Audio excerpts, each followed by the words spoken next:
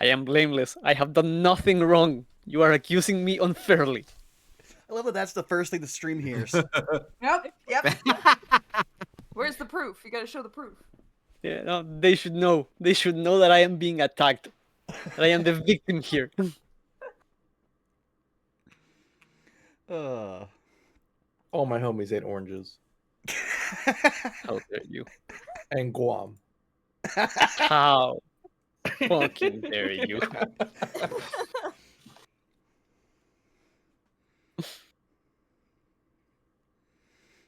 At this point, you should just But make only... like a. You should just make like a poster or something of that. Just declare ownership of Guam. I mean, it's implicit. I do not have to state it out loud. Please. So I just have this mental image of like an orange juice carton, and it just says "Made in Guam." Although Okay, now I I'm- have to find the picture I sent Monty the day she made the fuck up. Where was it? I played the 5th. And the second. Nah, to the stop only saying one that who around you. has the only one who has the right to bear arms in this chat is Kaz. Me, yes, thank you. Fair enough. I'll I take like my prize that. now.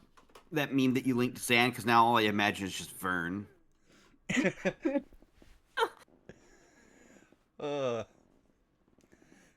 Now, here's hoping that that protection from good and evil extended to you, because we already begin getting stalked.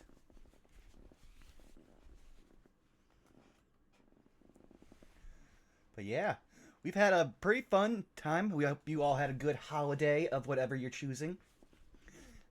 And yeah, we basically spent the last 3 days just most of the crew hanging out. So this is just kind of a nice little fun like pick me up. That said, I've never seen Oh, any sure. of you before in my life. I got dragged here against my will. Once again. I think you mean you got rolled here. Semantics. We're happy you're here, Citric. Someone has to. you act like Humphrey isn't the diehard mascot of this show. My poor boy.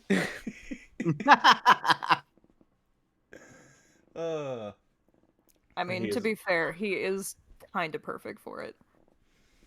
He is friendship, yes. He is anything but poor. You've seen how full he is. I will never not die laughing at that, Zan. The fact that it's an emoji in the server too is kind of top tier. Not even an emoji, it is a sticker, so that way we can make sure it's full size. Incredible.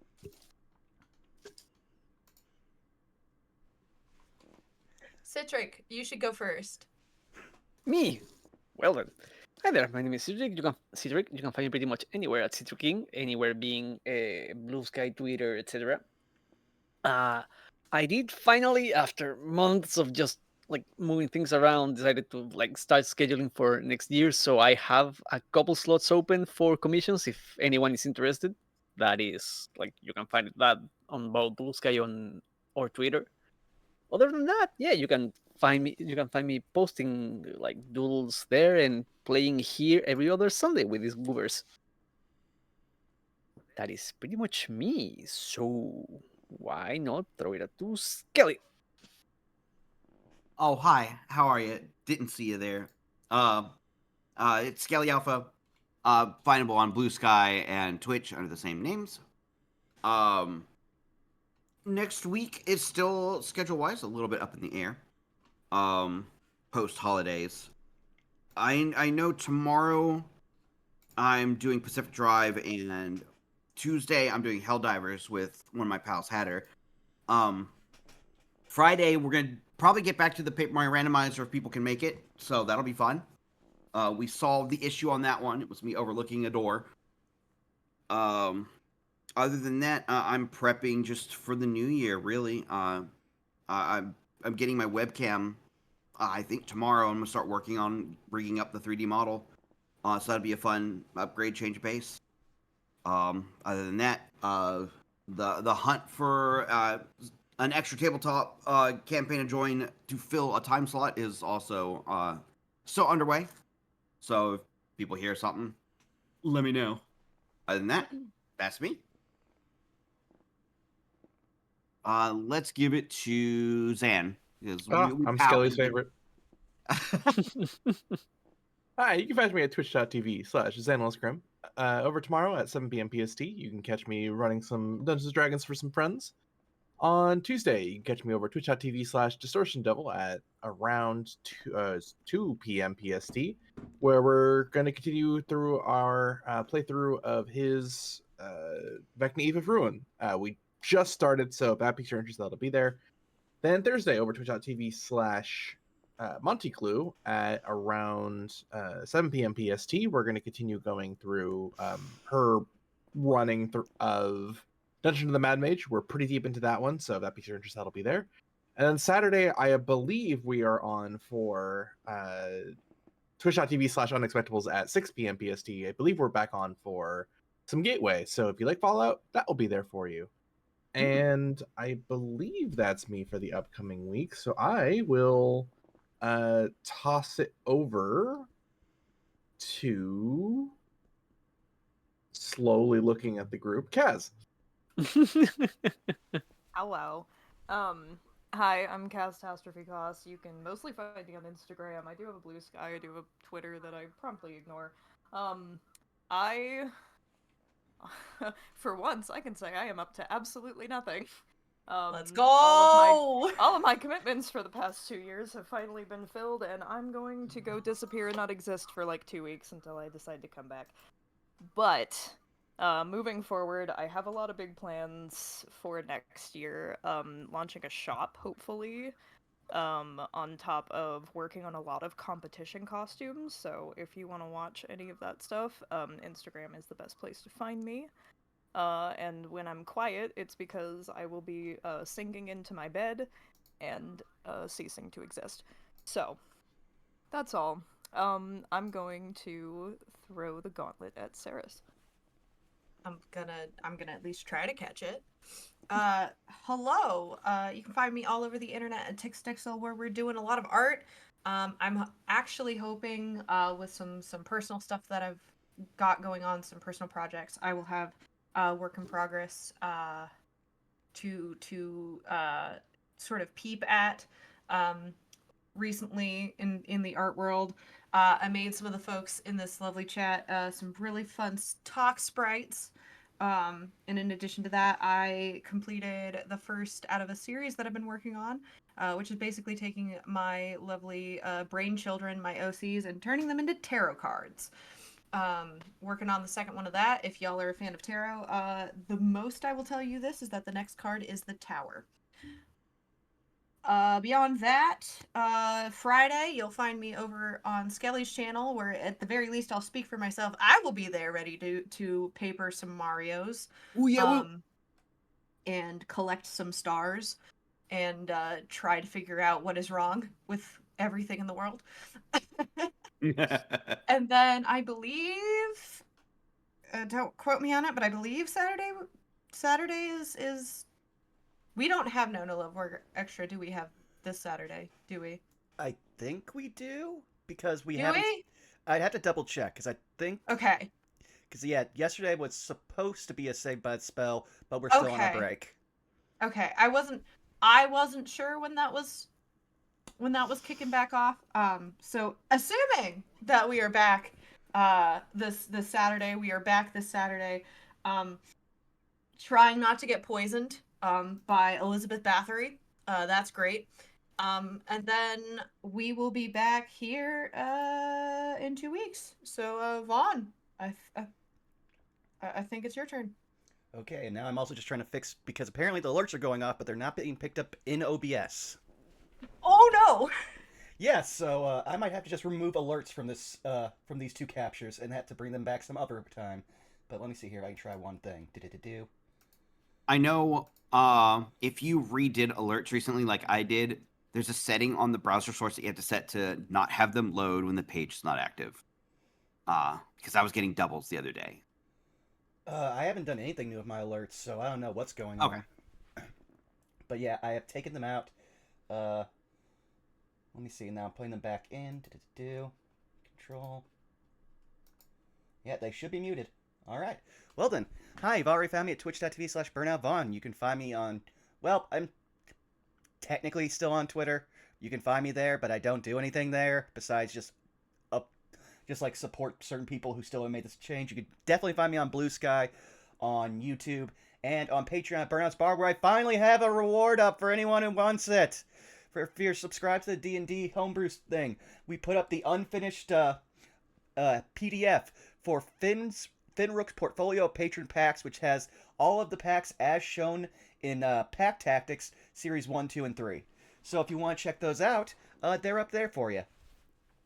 That said, there's not much really going on. The holidays are still pretty much making this channel only one D&D show, maybe two, until the new year.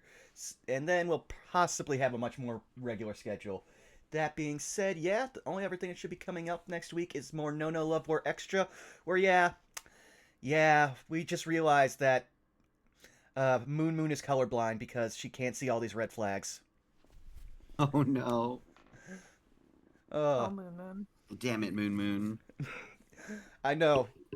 We made her name as stupid as possible. Her full name is Sukiku Moon, which means child of the Moon. But that being said, it's time for us to play their lovely theme song, so I will be right back.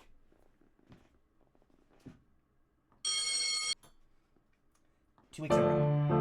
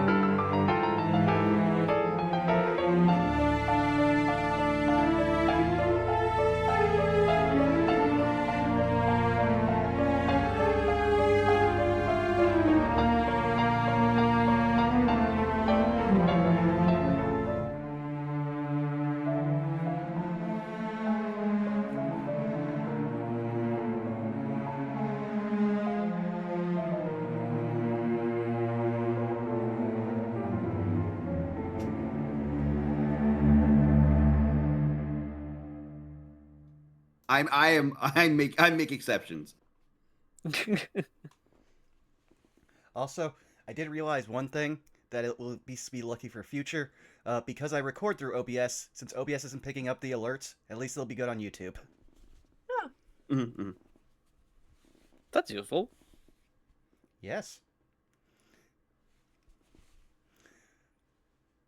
But now it becomes the always question of who's going to be recapping. Anyone but me. Waiting for the caffeine to hit. Didn't win the last one, but I went the one before that. So Go for it, Citric. no. Damn, I tried. Don't worry, I actually don't have inspiration, so I'll do it. Yeah. There you go. All right. So last time, our group of misfits left the tavern that we had basically holed up in for the entire night, and then tried to get out of town as fast as possible before Bishop found out. So we started out on our long trip to Skull with Lychee, and spent a lot of time getting to slowly get to know each other, all except for Lena, who spent the time fighting to try not to fall back to sleep. I had a bad dream. Yeah. some things were like made some interpersonal connections, like Humphrey and Ophestio, learning that there's something a bit wrong with the decay in the woods that we might not be able to find out about until we get to Scald, unless we find another wandering druid like Barhu. And Branson got to know a little bit more about Lychee. And the only other thing that was kind of dangerous is the fact that we've seen that the scavenger has made his way much further in to other territories than where he usually hunts. And once again, we are following in his trail, so we may meet him. There's also the fact that something is stalking us. It was stalking us throughout the day, but we couldn't get a good look at it. And now it's somewhat circling the camp. So have fun with that, Kaz. A. Yeah, that's pretty much all that happened. I want to say off the top of my head. Believe so, yes. Groovy. Because it was very much a interpersonal role play, get to know each other downtime session. And so the Festival is being woken up for second watch. Yeah, Branson will just nudge them with his foot. Just kind of be like, Ophestio, wake up. He rolls out from underneath the cart and gives you a little salute, and it climbs on top of the cart to get a better view, and decides to take watch from up there. Just so you know, something has been stalking us. It's circled the camp a few times, but hasn't gone anywhere close to our borders. I'm going to sleep at the front on the seat. Thank you for the update, Mr. Bronson. Sleep well. If I should see anything, I'll wake you up gently. Alright, fine. Also, here's this, and you watch as Branson reaches up and hands you one of his two silvered hand axes, because we're in a forest surrounded by were creatures, and you have no way to defend yourself if you run out of spells. Okay, he will take your axe, and his eyes are as white as saucers, but, he nods and thanks you. Luckily, it shouldn't attack from the top anyway, so you should be able to just warn and not have to use it. If not, at least it'll give you time to get the word out. Thank you so much for this lovely, gift of weaponry. I will do my best. Alright, well then Branson's just gonna head up, clamber up onto the, seat of the caravan, and just hunch over and basically sleep as if he is Slav squatting. So you just live his life in that position? Not normally, but this place is really wearing on him.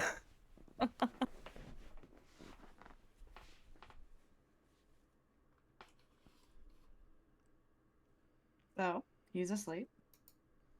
First things first, though. And this is the first time you get to witness this, if I remember correctly, unless I'm mistaking. Am I mistaking? No, I'm not mistaking. This isn't your first time. I do need a Constitution saving throw from a Festival. Oh god, where did my sheet go?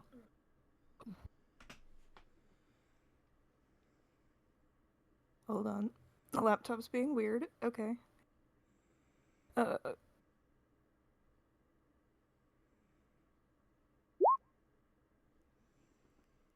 be a 5. Incredible. Let's see. This may change a little bit about how you are woken up from your slumber.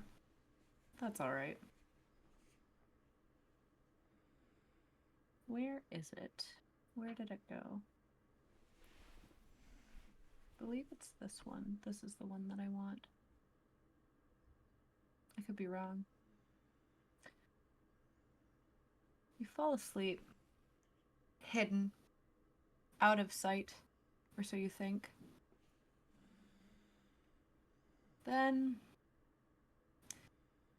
in your deep slumber, you're expecting a dreamless night, but unfortunately, your eyes open. And you find yourself in the middle of the woods. However, as you open up your eyes, you're well, you're not underneath a wagon at all.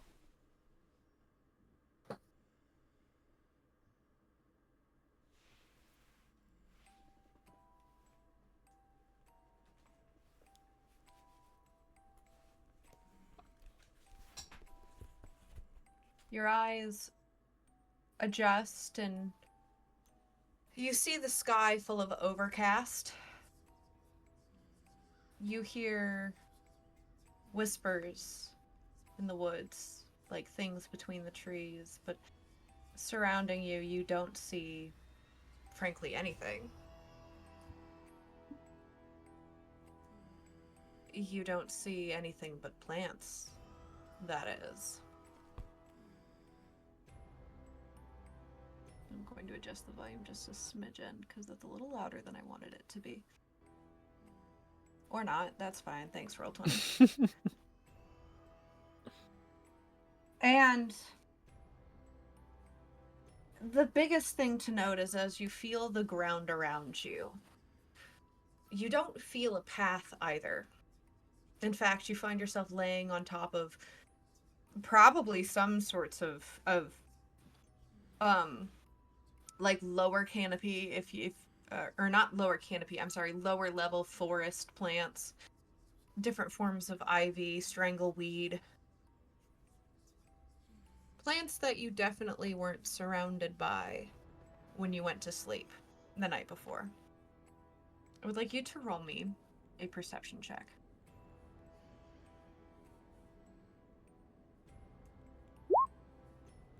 A 3. Excellent. So,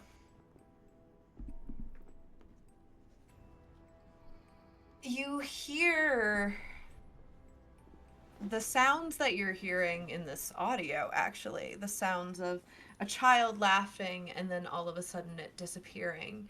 You hear the sounds of whispers low to the ground as if they themselves are a mist, and yet you feel and see no fog. As your eyes sweep the forest floor, you find both comfort and yet extreme discomfort in the fact that the trees stretch on as far as the eye can see. And there's nothing notably recognizable amongst anything from a sweeping glance around you. The only other thing that you're able to garner from a 3 perception check is the fact that it has not rained in what you can tell by the plants you're laying on, probably in days. What would you like to do? I assume he's still laying down. Yep. He'll stand and take in the scenery, notably very confused that the entire caravan that he was just with is now completely gone. And he'll call out, "Hello? Where did everybody go?" Hello? Where did everybody go? Hello? Where did everybody go? Hello? Where did everybody go? Your voice echoes. Are you mocking me? No, your voice is echoing into the expanse. But actually, if you do say, "Are you mocking me?" No, that was in character. Yeah, roll me an intimidation check. Okay. I was not expecting 21! Let's go. Let's go! Funny number. Winnie win. As you yell out, "Are you mocking me?" You watch as a couple of the trees actually around you begin to creak and bend as if moving away from you. And it goes eerily silent for a moment. before the whispering begins to resume again.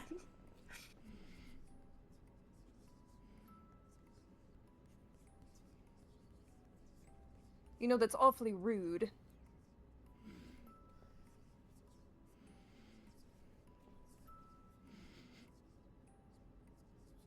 Um, apologies. Are you all, sentient? Roll me Can a you understand persuasion me? check. Sorry. Didn't mean to cut you off. For the persuasion? Yeah, Discord's doing a thing. Okay. I'm gonna pop out for like 2 seconds. It's cutting people off. Okay, let's try that now. Yeah, so it was a 22 on persuasion. Let's go. So, and you said, I'm sorry. Can you repeat what you said? I'm so sorry. I'm sorry to be rude. Are you all sentient?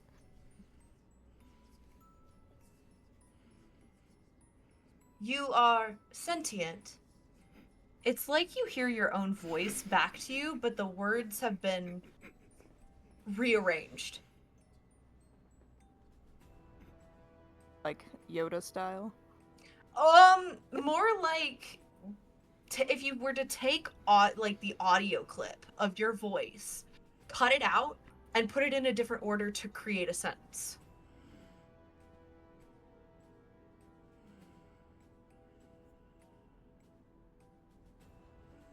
I can't tell if you're making fun of me or not, but I don't really appreciate this tone.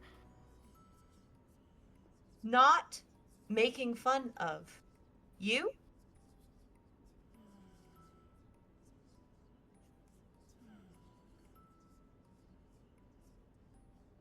That is the response you get back. Okay, well, this was fun while it lasted, but this is getting a little old. I'd like to go back to sleep now if you don't mind. Not sleep. Your voice again rearranged. And as that is echoed back to you, I would like you to make me a dexterity saving throw, but you are prone, so with disadvantage. Okay. 2. So, right as soon as you ask, I would like to go back to sleep now, a vine actually wraps around your waist. But before you can react and think, oh, I'm going to be pinned to the ground, you feel a force press against your back, and you are hoisted up onto your feet. Like a bunch of vines, almost like marionette pulling you to stand up. Think of like I hate to make this visual comparison, but you know those figurines where they have the stand that goes into the back? Hmm. It's kind of Yeah. like that, but you've been pushed off of the ground and onto your feet by force. And as you stand up in your position, the vines loosen around you as if giving you permission to just like either do what you want with them or to rub them off. He will swat away at the vines, but also try to turn around, or at least turn his head around to see what that pressure was against his back. It is you can easily, I mean, you can fully turn around, you can fully move, you're not restrained for mechanical sake. But as you turn and you look behind you, it is roots, like full on tree roots that have just like pushed themselves up, like not out of the ground fully, but like enough of an arc that the root and the bark have fully pushed you up onto your feet, and you watch actually as it is slowly sinking back into the ground.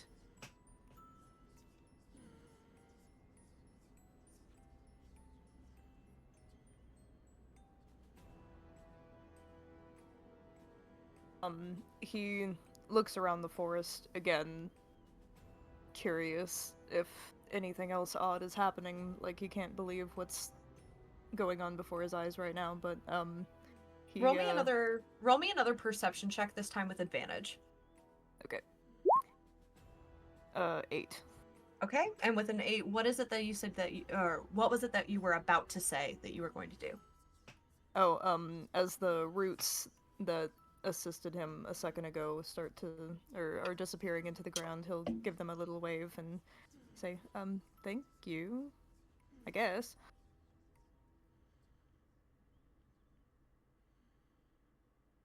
There's a pause. It's almost as if the response that you are the response that you are expecting is coming at like a delay, but then eventually you hear "your" in your voice, and then you hear "welcome." It's the voice of somebody else. You know this voice too. Can't quite pin it, can't quite place it, but you do know this voice as well.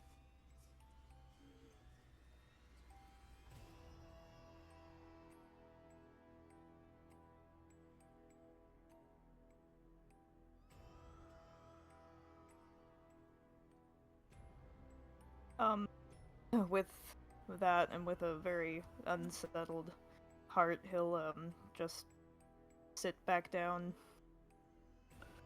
The root comes up from behind you as if offering you a seat. And on that 8 perception check, something that you do notice, although still low, you don't notice a lot, you notice that those trees that were bending beforehand are continuing to bend and twist and warp until eventually you see one of them seems to be utilizing like a knot or like a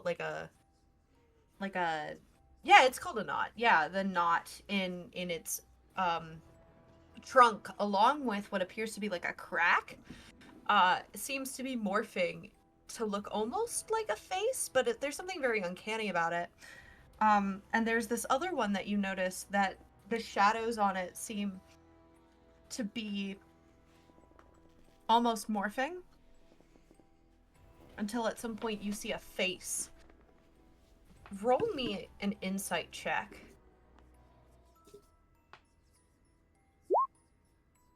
20. It's not even just a face. You recognize that face, the shadow, the face that you saw before. The face, the silhouette, anyway, of the man that lured you to Carticus in the first place. His shadow, for a moment, is the one that appears on the tree, but then it morphs again, and it becomes a face you don't recognize. Somebody else's face. The features are a lot softer, feminine, petite almost, like you'd expect, not quite from a doll, but from someone who is, shall we say, less angular, less lanky, less rigid. You see the silhouette of a hat as well on this person, with a feather sticking out. And then a moment later, the face shifts again. And it's the face of your father.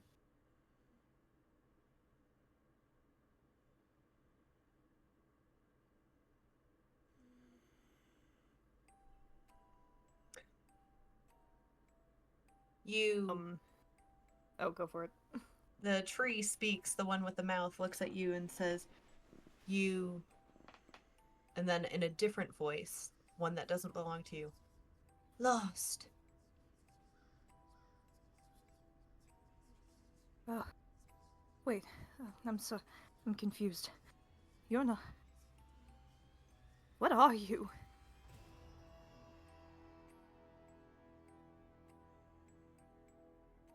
You hear your voice. Rude. Okay, well now you're just teasing. Go back. Wait. Was that? Ugh. He's clutching his head, trying really hard to remember Um, any memories that he had with his father, they were from a very long time ago. Father? That can't be you, can it? Not father. Rude. Well, you're the one showing me the faces. It's not nice to tease. Where was that man that... the man in the mist? Who is he? Who is he? And that woman? Who is he? Yes, that's what I'm asking. Who are you? No.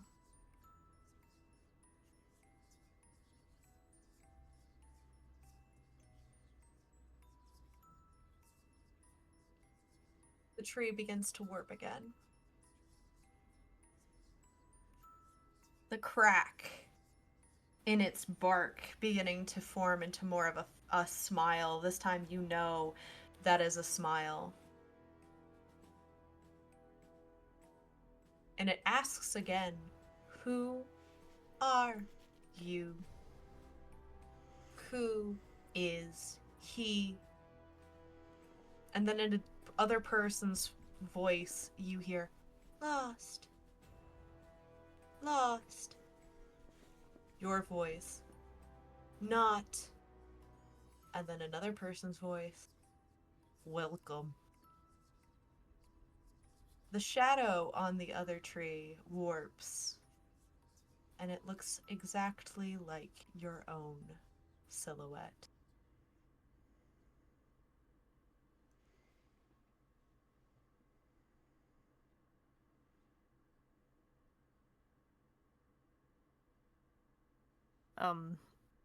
He... notably very frustrated with everything that's happening, he sits down in a pout. Closing his eyes, refusing to look at anything anymore. Well, And if you're just going to make fun of me, then I don't want to participate. Not participate. Okay. And as if on cue, everything goes black. You feel nothing. You're no longer sitting. And as you start to come to, your friend Branson is waking you up.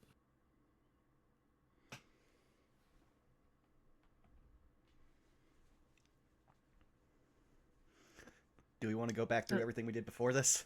No, I was just about to ask, does anything change? Ophestial is very notably shaken. But as soon as he gets his bearings and sees Branson, he tries to shake it off and resumes his usual attempt fully cheery disposure. Would you show any outward signs of distress? Because I imagine he wasn't exactly looking you in the eyes as you were getting up from under the carriage. Yes, at first. Panicked breathing, kind of a like gasping, eyes wide. But once he realizes he's where he fell asleep at, he'll kind of shake himself out of it. Then I would say, up to you. At most, he would do an insight check. If you are trying to hide it, Kaz, you are welcome to roll deception. Okay, like I said, he's an open book if you can read him.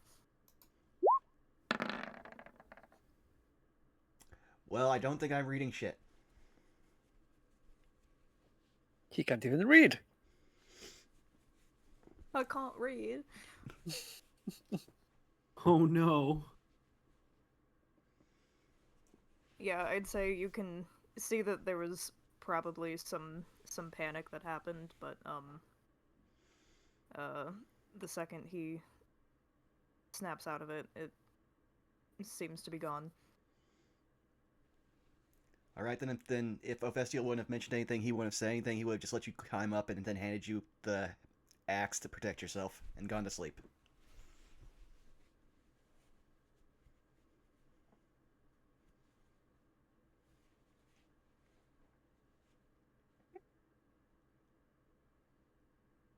For the record, you did not gain a point of exhaustion, and you did get a full night's rest, even with, or at least the first half of a full night's rest. Um, so when you complete your 8 hours, you will be fine. But for now, go ahead and roll me um a perception check. A 12. This feels kind of appropriate. Like you're alert, but you also just went through all of that.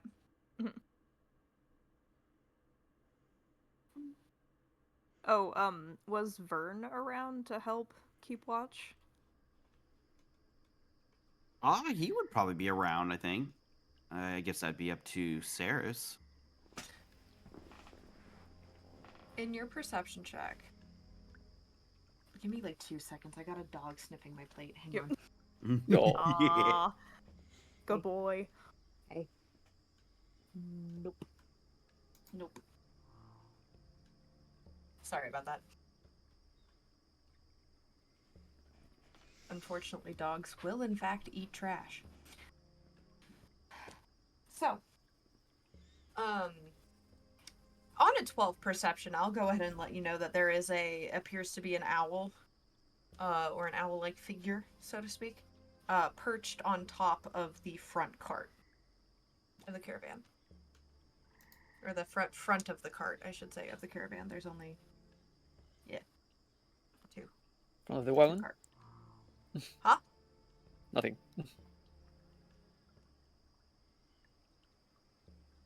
Um, upon seeing said owl that definitely wasn't there before, he'll get a little low and hoot at it. Hoo, hoo. Hello, friend. Woo! Woo!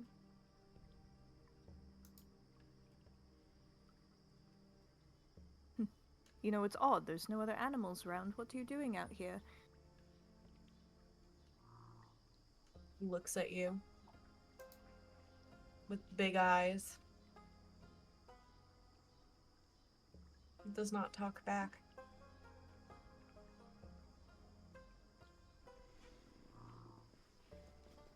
Hmm.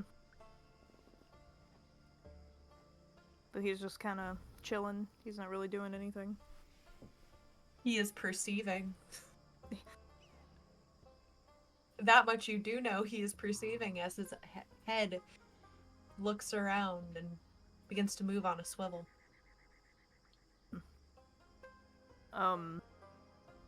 He'll keep an eye on it, but he doesn't want to bother him. Other than that, though, to either your dismay or to your benefit, your first watch is rather silent. You don't see anything moving. You don't hear anything. Except the occasional ruffle of feathers as the owl maybe on occasion preens itself, but goes off without a hitch. Go ahead and roll me a second perception check. 7. Man, you start to think that the shadows on the ground might be reflecting the shadows that you saw in your dream. Something about them makes them feel longer, feel misshapen. What's supposed to be a tree may actually not look like a tree, but you swear up and down that it's still a tree, and that shadow is still a shadow. If you were to hypothetically even get up and touch it, you would find it's not moving. It moves with you, it changes with you.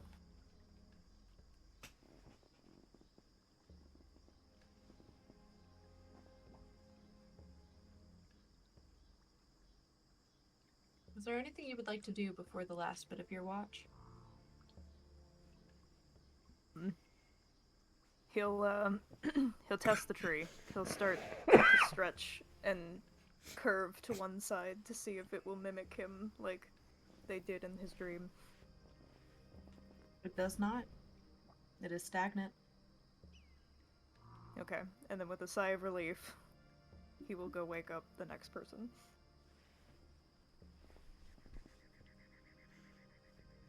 Remind me, because I'm struggling to find it in my Humphrey. notes. Who? Yep. Humphrey? Okay, thank you. Always third watch. That's what I thought. I was not certain, because for some weird reason I didn't write it down. Like the smarty that I am. You know how the song and dance goes. Citric, Constitution saving throw. Will you? Hiya. That's a 9. That one on the other side. It's dark. Hmm. It's uncomfortable. You aren't certain for a moment this state of consciousness that you are feeling. Whether or not this will be a familiar feeling to you more than once, regular occasion, you're not sure, but you were just here. And you know that you were just here. You were in this liminal space. You wake up.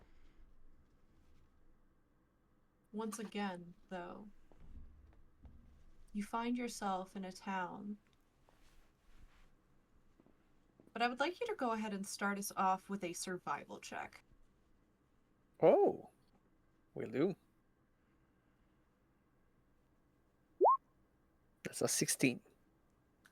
There's one thing that you know for certain. Two things you know for certain. And you know them both to be true. Number one, this sure as heck ain't melancholy. Number two, this sure as heck ain't your hometown. As you look around you, you find yourself on a rooftop with the rain soaking down on you. Despite being older, more of the medieval sense, if you will, you find yourself in what looks like, even from just the immediate side to side, almost like a metropolis. If you could even call it that, really. It's a city, but it's buildings upon buildings, multiple floors, multiple different types of architecture in terms of quality. Where you're currently at, you're seeing not necessarily a wealth disparagement, but if you've ever been in a neighborhood where, like, you can clearly tell that there's a mix and match between, like, lower and middle class, where, like, some buildings are more well kept than others, but they're all, at least when they were built, were the same quality architecture wise. They were the same, probably built by the same architect, or designed by the same architect, rather. They seem to all go together as if thematically. Um, Wooden paneling.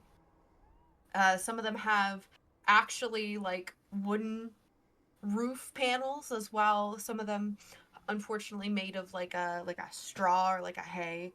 Um, um, what you see, even in your prone state, if you, like, tilt your head up, you see off in a bit of a distance, this building made of stone that is not quite, it's not quite a full-blown mansion. You've seen those, you've lived in those, but it's about the same sort of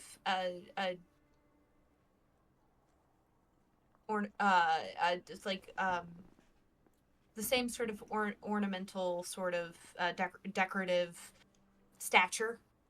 Like I said, it is smaller than your what you'd expect from, like, a mansion, but it has that same sort of height, that same sort of confidence and conviction, that same sort of wealth that you would expect, and it seems to be a little ways away.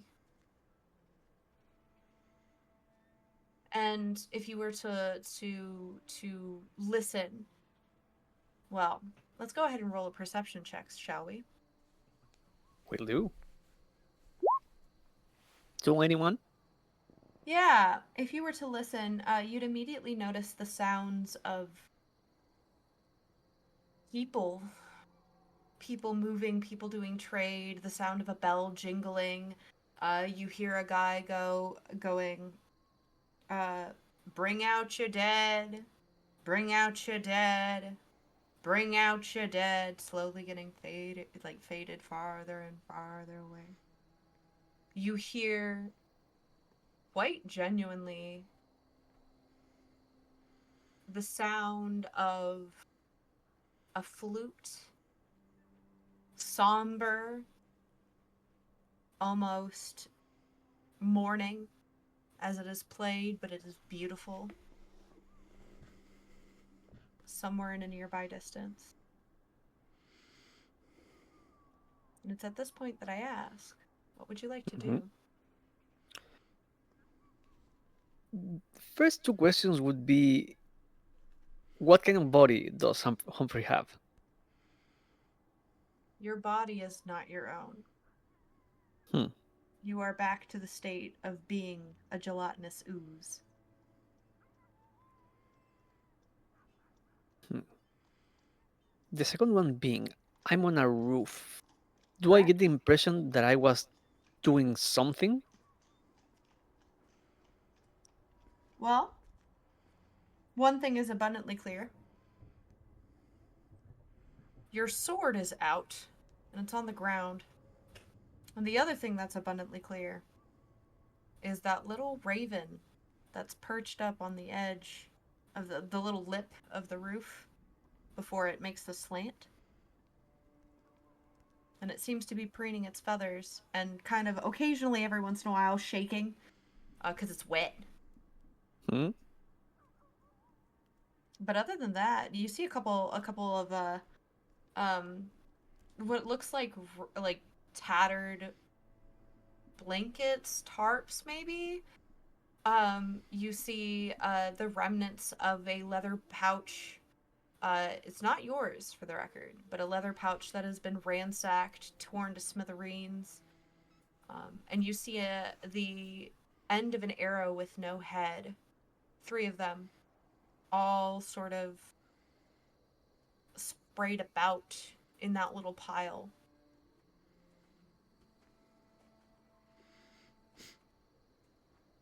Humphrey will grab his rapier first and sheath it for now,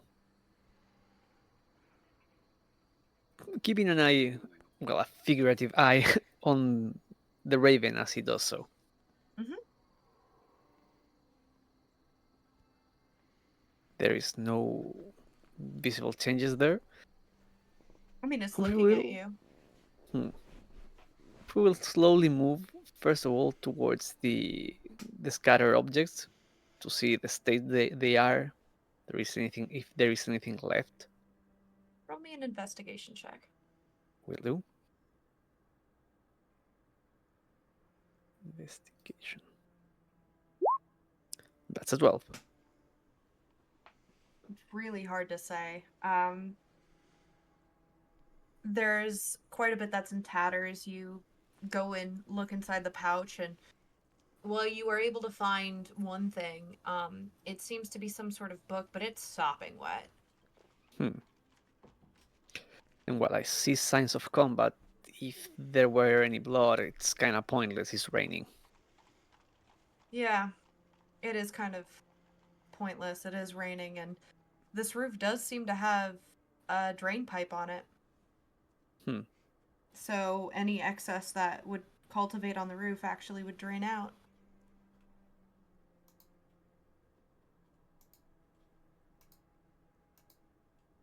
Humphrey will walk along the roof, trying to take in the full side of the city, like not just the one like angle I was seeing, but what's on the other side of the roof, kind of sizing up Yeah. how big this place is.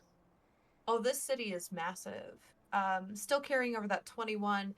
You are in a fully fully developed city.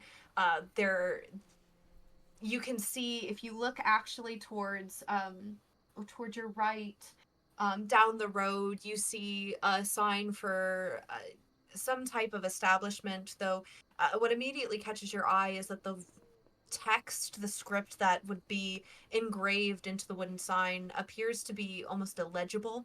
Um, and for the moment, you can't quite tell if that's just your own psyche or if it's actually been gouged out by something.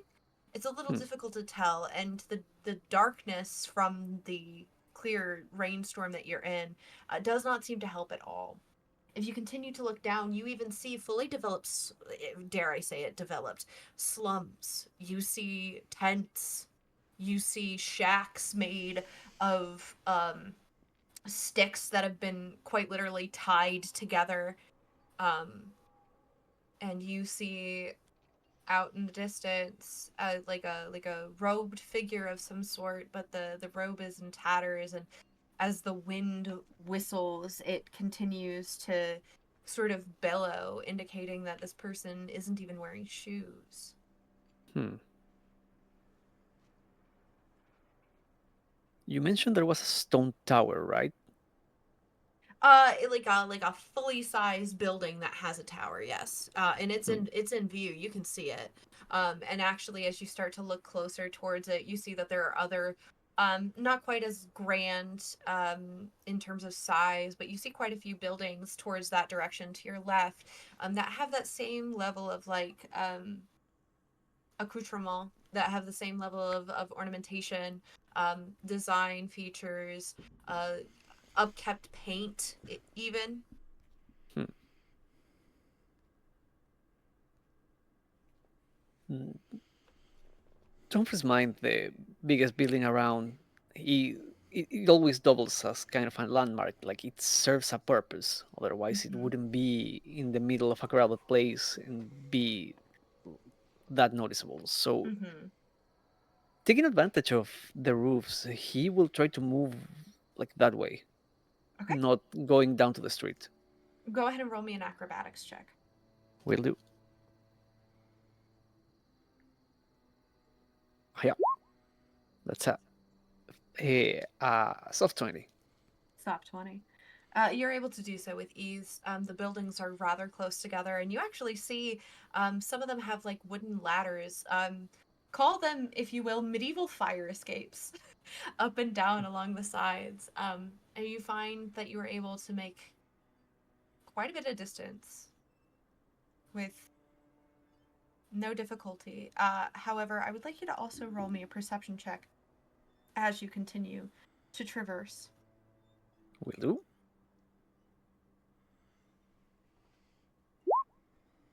That's a 12. This makes sense because after a while, at one point you decide to look over your shoulder and something catches you incredibly off guard, and that is the fact that in the lamplight you have a shadow, but it is not the shadow of your gelatinous self. The shadow that you are casting is the shadow of a man. Humphrey stops at that. And he like looks at himself for a moment and then shakes his head and keep his pace.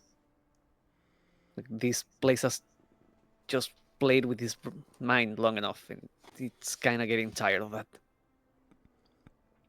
You also notice that Raven is following you as well.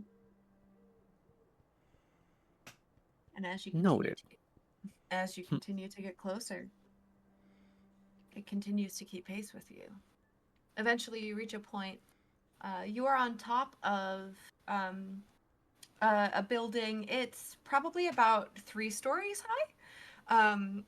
It has, for the record, incredibly tacky, like blue, like eggshell blue paint on the outside with um, like what appears to be sycamore oak that's decorating like not only the edges and like the window panes, but also like there's additional like wooden paneling that is certainly not in trend for where you're from.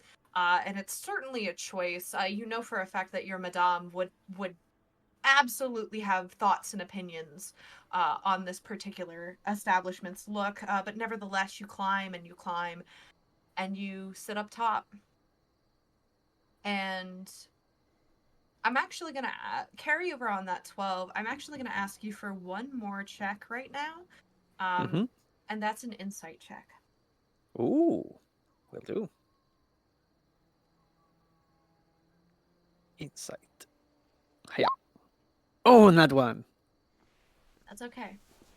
Because on your perception, carrying over that 12, yeah, you expect to see your own shadow at this point not being correct.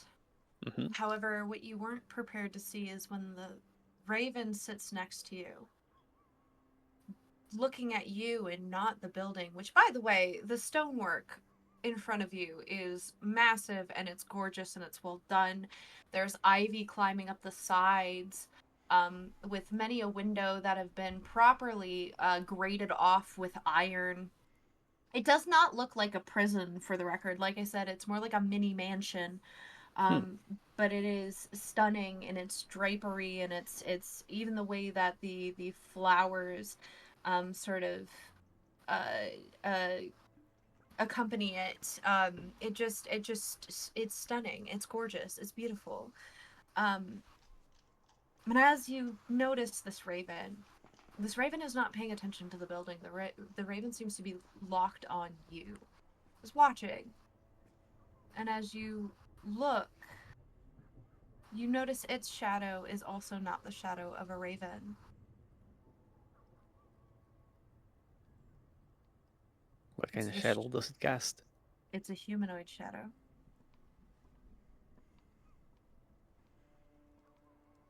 And on a nat 1 insight check, you Mm-hmm. can't tell if this raven is friend. But with the gaze that it is giving you, it looks as if it is trying to look through you, as if looking into your soul. You don't know what if it's meant to be judgmental, if it's curious. You can't read at all what the intention is behind it, but you can tell it's trying to see through you. Humphrey takes his attention from the building fully to the raven. Slowly, he will take off his hat and do a small bow. Evening. I seem to have walked in your hmm, I guess territory. Apologies if I am intruding. It seems to still carrying, even though it's a natural one, still carrying on that insight. It seems to Mm-hmm. be paying attention and receptive to you. It lifts up a wing and it like itches itself for a minute, but then it plucks out a feather, like fully, and like spits it on the ground at its feet.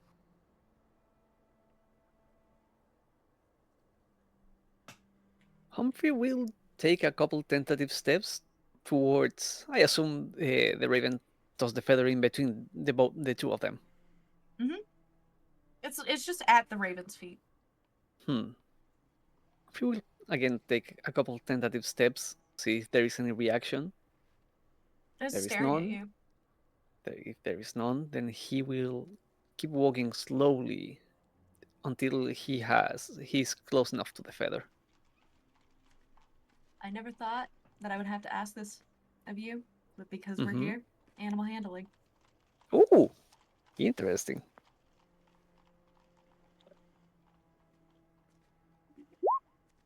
That's a soft 20.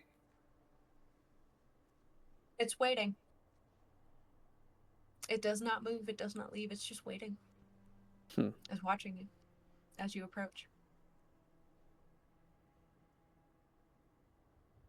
Humphrey will carefully pick up the feather. And as you do,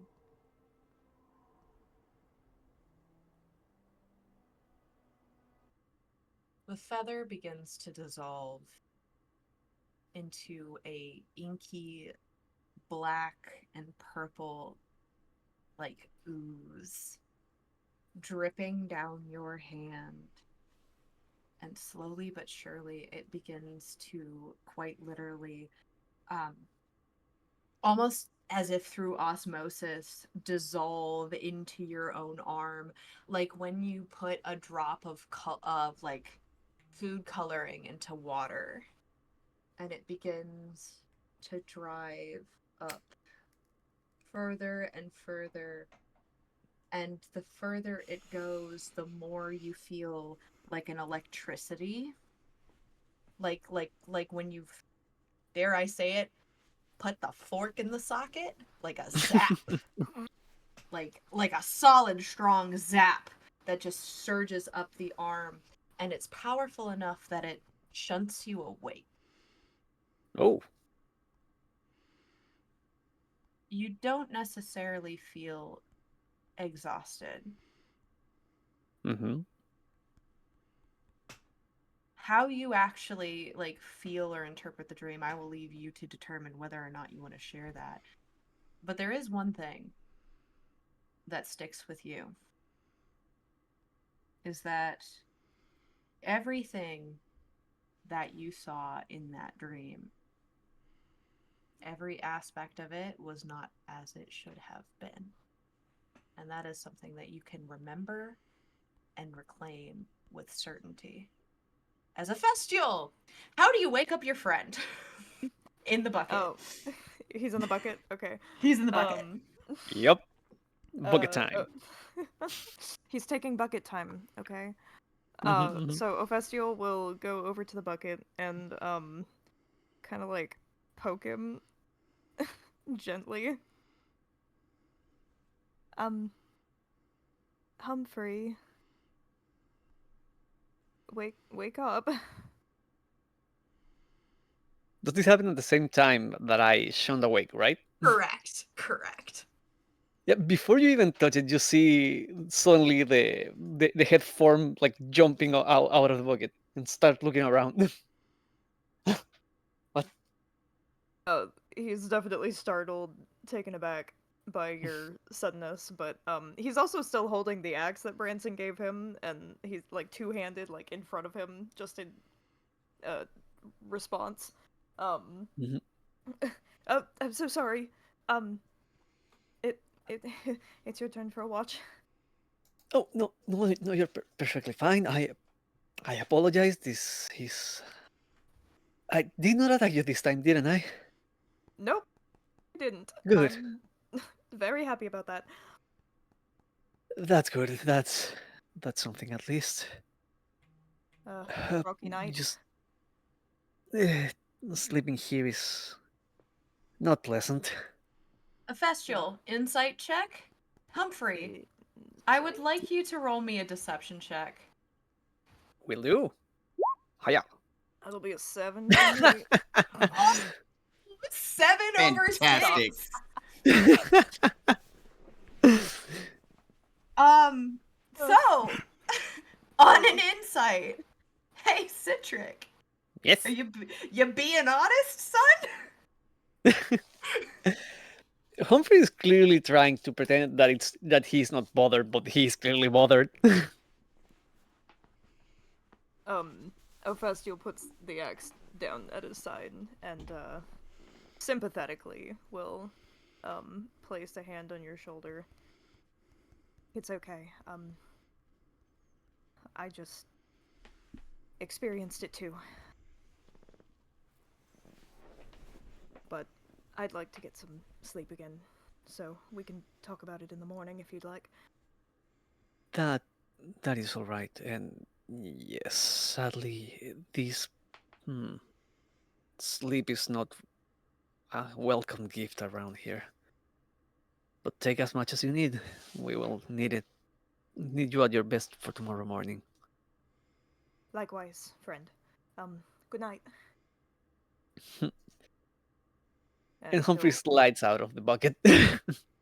and Ophestial crawls back underneath the carriage, hugging this axe like a child would a stuffed toy, and goes back to sleep. He takes a moment to like appreciate the fact that no one here is sleeping normally, like looking at Branson sleeping, sitting, like squatting on the front. Yep. Uh, well, turn for my watch. With that, The Humphrey would place himself above the wagon to have a better vantage point. okay. The owl is still there, and it looks at you with big wide eyes. Getting a lot of feather attention tonight. Well, at least this one is real. Woo. I'm being asking myself the same question. That snort does come from the owl, by the way.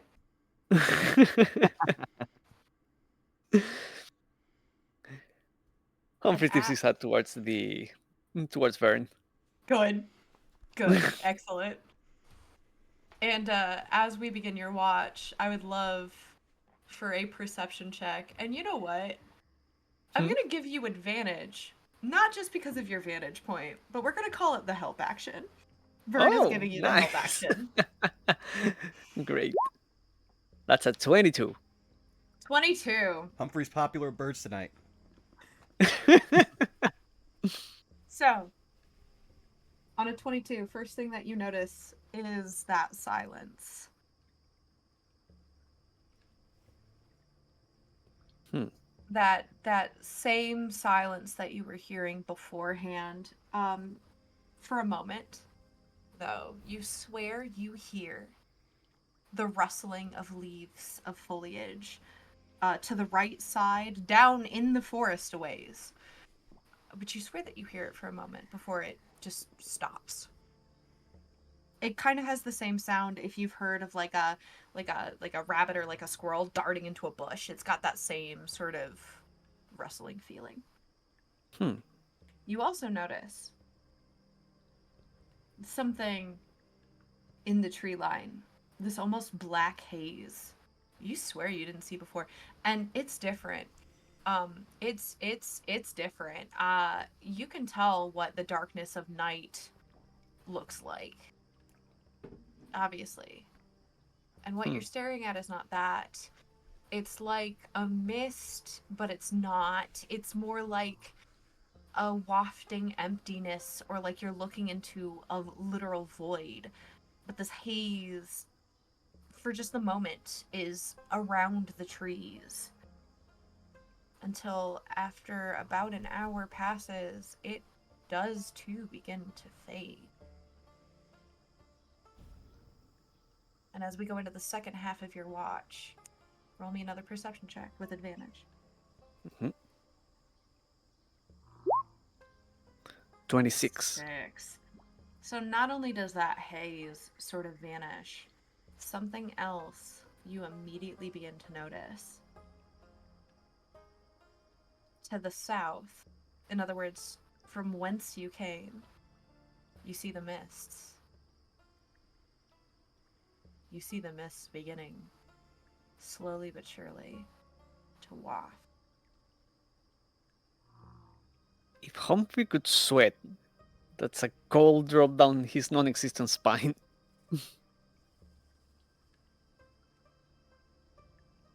But Do other they than seem like. that, Mhm.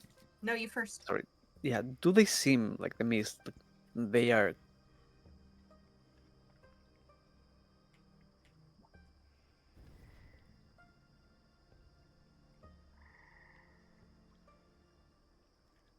They are.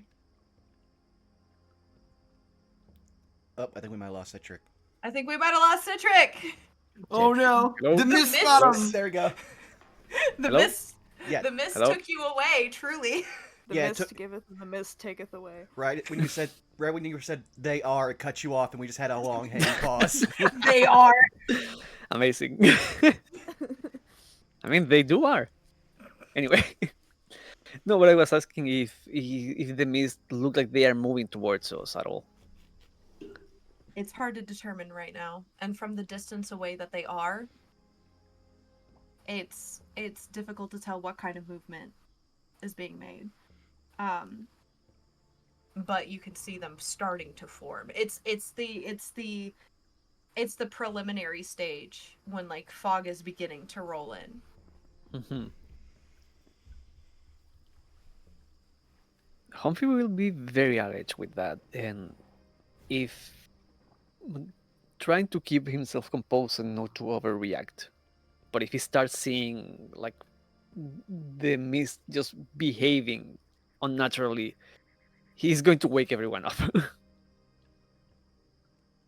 Well, you just see them over the course of the last half of your watch, like fully forming, like Hmm. beginning to actually set in to your south. Other than that, and other than that haze beginning to dissipate, there is not really anything that you notice. As dawn, well, you would assume dawn breaks as the darkness turns into overcast.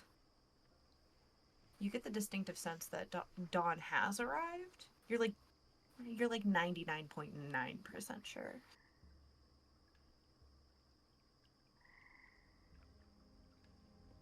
Humphrey will get down from the wagon and start waking up people. Who do you wake up first? Where are Razvan, Lychee, and Lena? Lychee is in his wagon. I believe Lena Mhm. is in the other wagon. And also Uh, Razvan, I believe, because I think he said he was wine drunk already. yes.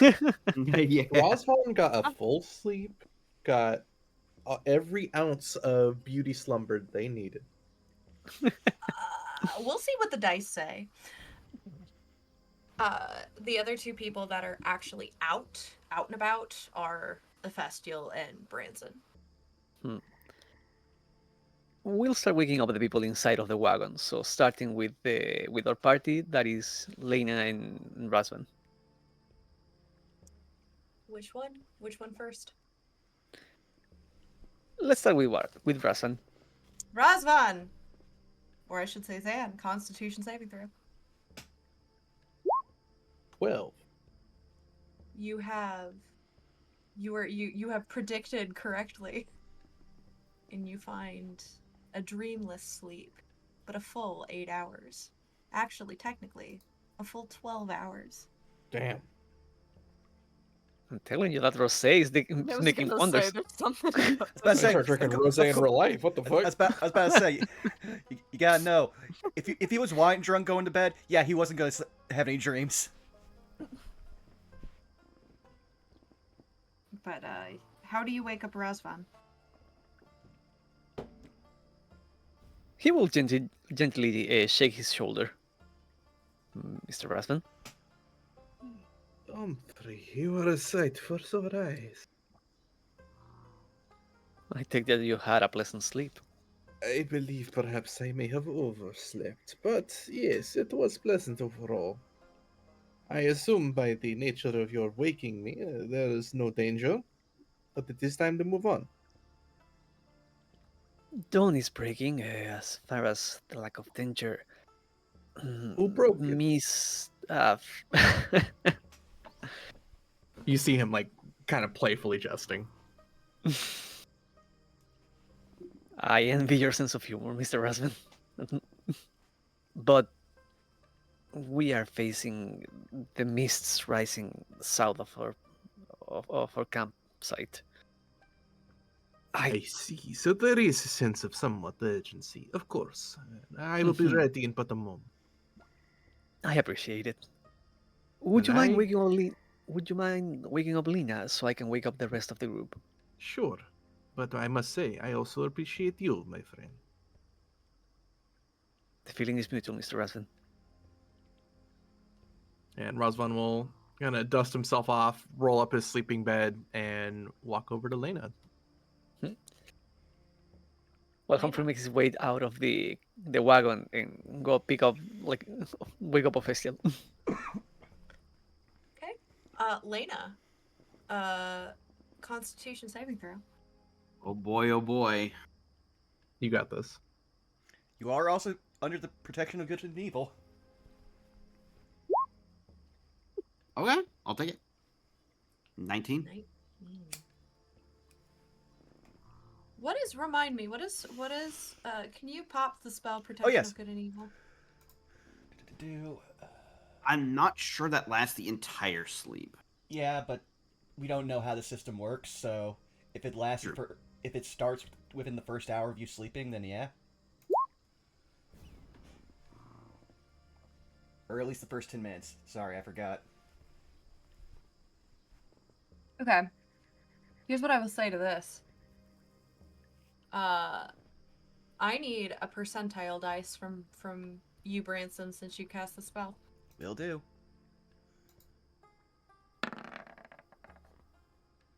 42. For nice. The literal number between both my football jersey numbers. The answer We to are never life. getting 69. We are never getting 69. No, we will get it when we need it most. I have a question for you, Lena. As foretold. Uh-oh. Uh-huh.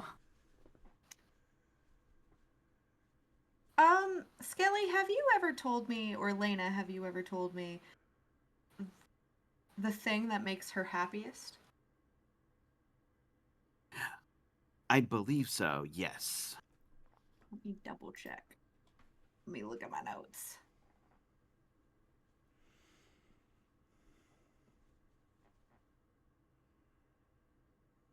Okay. So, you do find sleep, the darkness of night. But instead of opening your eyes, finding your companion, trying to wake you up, you instead find yourself in your bed back home. And Oh. the first thing that you notice is that you can, in fact, see.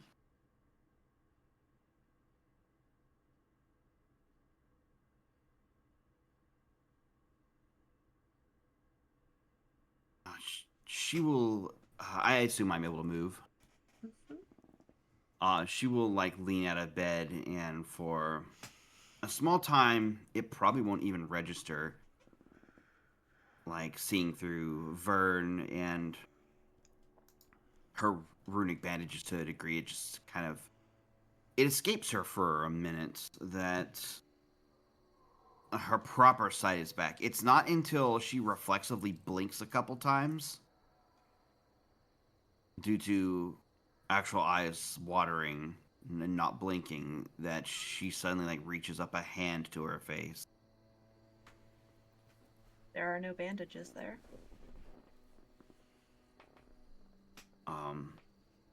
Almost like second moment she like looks at her hands.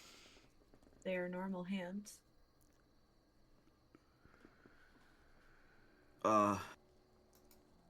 What?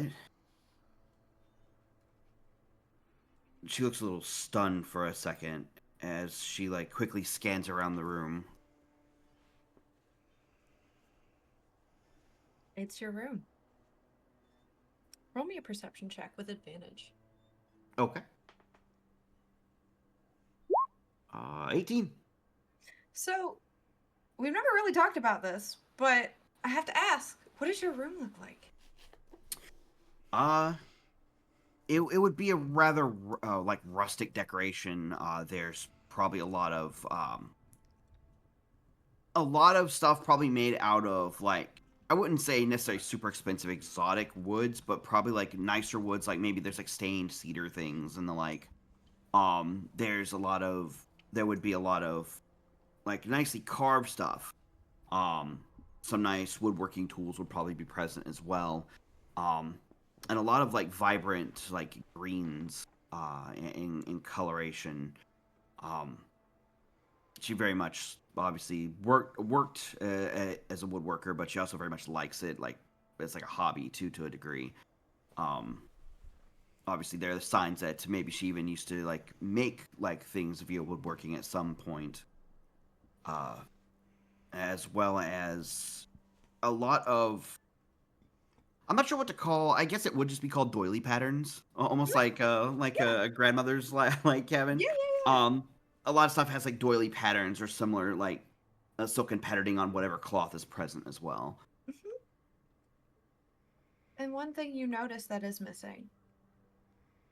Mm-hmm. Vern. Vern's not there.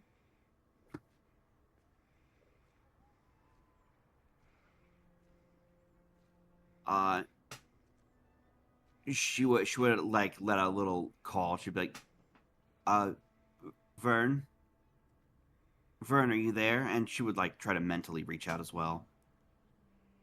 You find no purchase, so to speak. You are unable to reach Vern, and furthermore, you are lacking a response. However, there is a. Let's see how. This is going to be the true test. Let's see how it works.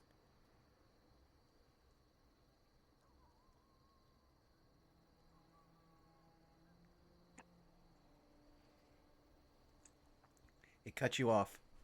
Damn. It might be the Discord noise suppression this time. You could probably kill that then. Yeah, we'll kill that then real quick, and I'll try it one last time. Technical difficulties, folks. We just got one thing corrected, and now it's the other thing. Like I said, a stream where we have no technical difficulties, I will believe it when I see it. Yeah, we're trying.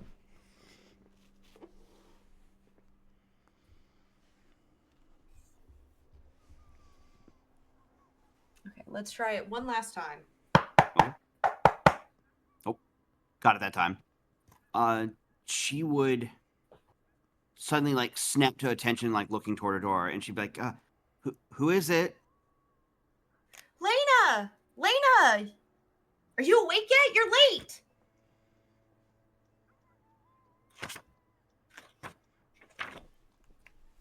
She like shrinks her head a little bit, like into her shoulder for a second. It's like, I have no idea what's going on here, but sure, I'm going to go with it. And she's going to quickly stand up and go to the door and try to play along. Right now, there's 50,000 things in her head. But she's going to currently play along and run to the door. You run to the door. Do you open it? You do Yeah. have a peephole. If there is a peephole, then yeah, she would look through it. So the person that you see on the other side of the door, you know this person actually. You haven't seen them in a very long time, but you know this person. This is, if you will, your childhood bestie. Okay. Her name is Mary, Mary. Last name is Rendell, Rendel. Okay. Lena, there's a concert today.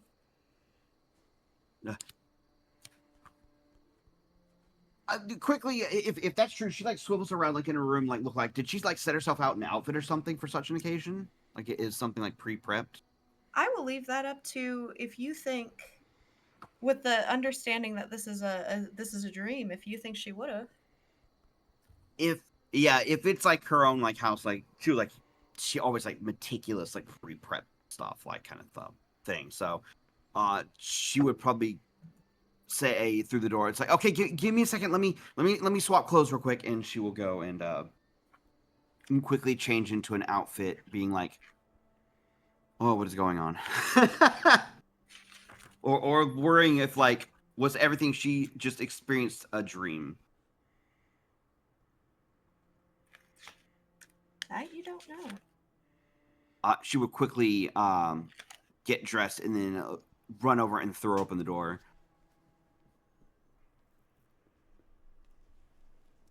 You throw open the door.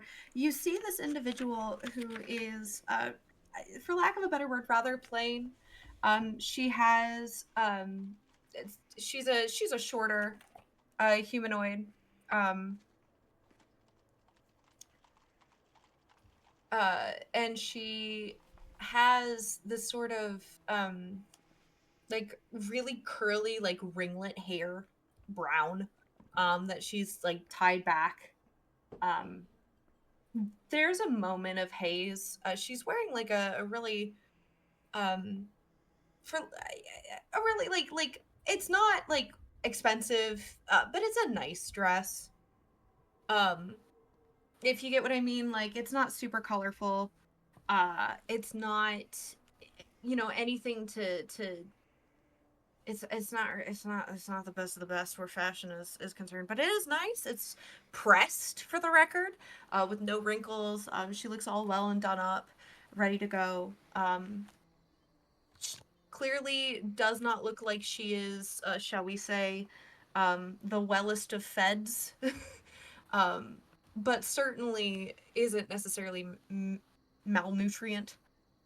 And she's sitting there with like this big old grin and wide, bright green, sparkling eyes. She's like, "We're gonna be late. We're gonna be late. We have to go."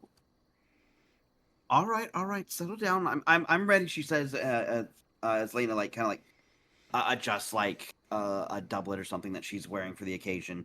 And we'll say, who was playing again today? Oh, silly. It's one of the most, or at least for now, renowned bards in all of Carticus. They managed to snag her for, oh gosh, for like a weekend. She's only going to be playing this one night, though. Tell me you didn't forget everything.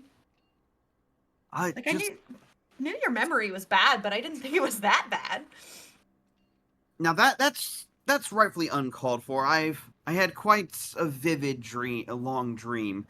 Uh, I will recall once we get there. I'm sure.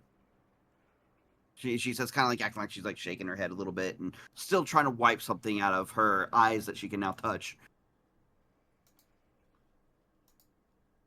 Come on. Let's go. Let's go.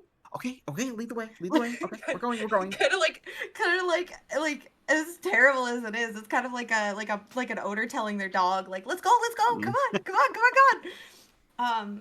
And you're walking down the streets of Harmonia. It's like you never left it. Everyone around you, just normal faces that you've clearly seen before. You recognize them, you know who they are. And you're actually on your way. And this is something that strikes you as incredibly odd. You're walking on your way to the amphitheater. You're not headed to the temple. You're also not headed to the Harmonic Hall. She's taking you to the amphitheater.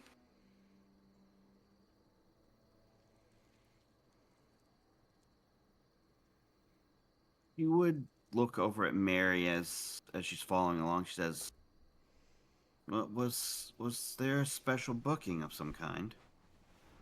Um, yeah, no, yeah. If you remember, we had to like the two of us scrimped and saved for like weeks. We had to. We even odd jobs. Like it was a lot. Right. I guess I'm so used to the temple I didn't expect the amphitheater for a moment. You'll have to pardon me. You sure you're all right? It was a night. Let me just tell you that. I will tell you about it once the concert's over. Hmm. She's gonna insight check you. Okay. I assume this will definitely be deception. Mm-hmm. No. Oh, look at the other side. Are you sure? You're not getting sick or anything, are you? No, not sick. I promise that. It was just a dream that lasted unusually a long time. I was going to ask around a little bit if anybody's had something similar. You and your dreams. Sometimes I wonder if you can tell the difference between fantasy and reality.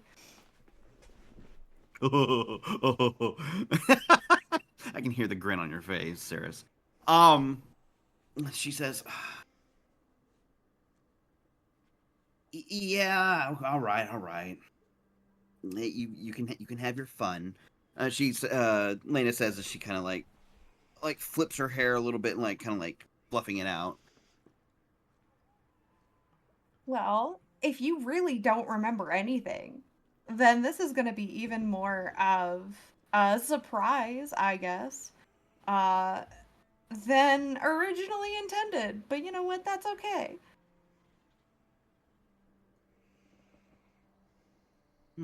You don't say. Yeah, I've heard she's a treat. And the two of you continue to walk towards the amphitheater, which, by the way, is this grand establishment. It's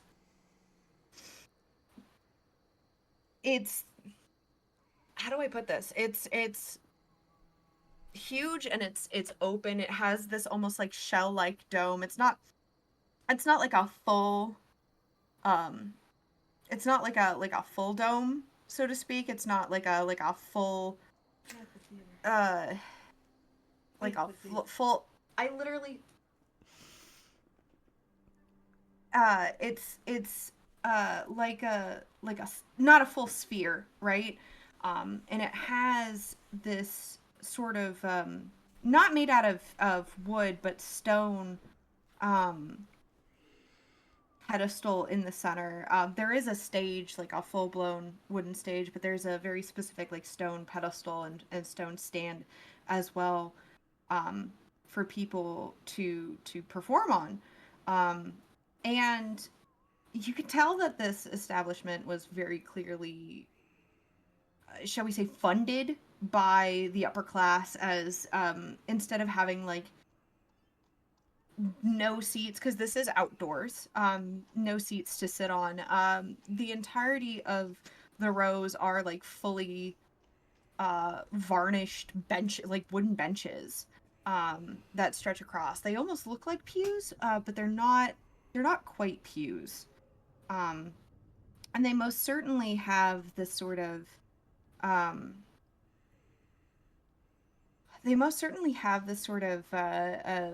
refined look to them. You're pretty sure you even know of like the families who have been commissioned uh, to work on this sort of architecture, and you know without even guessing, just how well crafted these are. All right. And you see that people are filing in. You see a couple of they're I don't want to call them nameless nobodies or NPCs, but they are random people that seem to be like asking, tickets, tickets, tickets, collecting tickets, checking every single person that's going through. Um, For a the split for a split second, she recalls the individual standing in front of the melancholy amphitheater. Like just like a momentary recollection. Like that stops her for just a second before proceeding forward with Mary. Yeah, and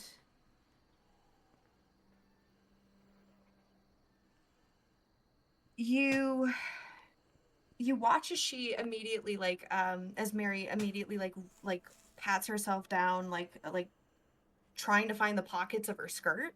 And she pulls out two slips of paper, and she looks to you and goes, um, "This one's yours." And she hands it to you, and sure enough, it's a ticket, and it has your name on it. Okay. She would kind of give it a quick like flip back and forth to look it over, and says, "Thank you for keeping a hold of them." Yeah, of course. I mean, it made sense. I was the one who had had to go in and buy them, but it's fine. It's fine. It's fine. And you both start making your way down the rows and heading towards like a seat. You're here early enough that you're able to get like a pretty good view of what you're about to see. Um, and sure enough time passes. It's a little foggy, it's a little blurry.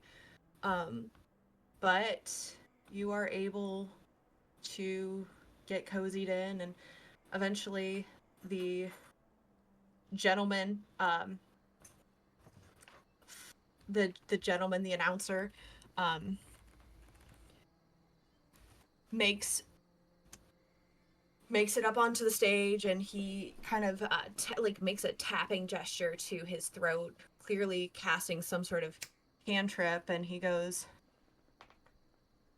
presenting the illustrious, the renowned, the gorgeous Minuet Jenkins. And this individual is who you see. Give me just a second to reveal it to everybody. Also, while you take the time, I thought you were just going to say, let me produce Adele.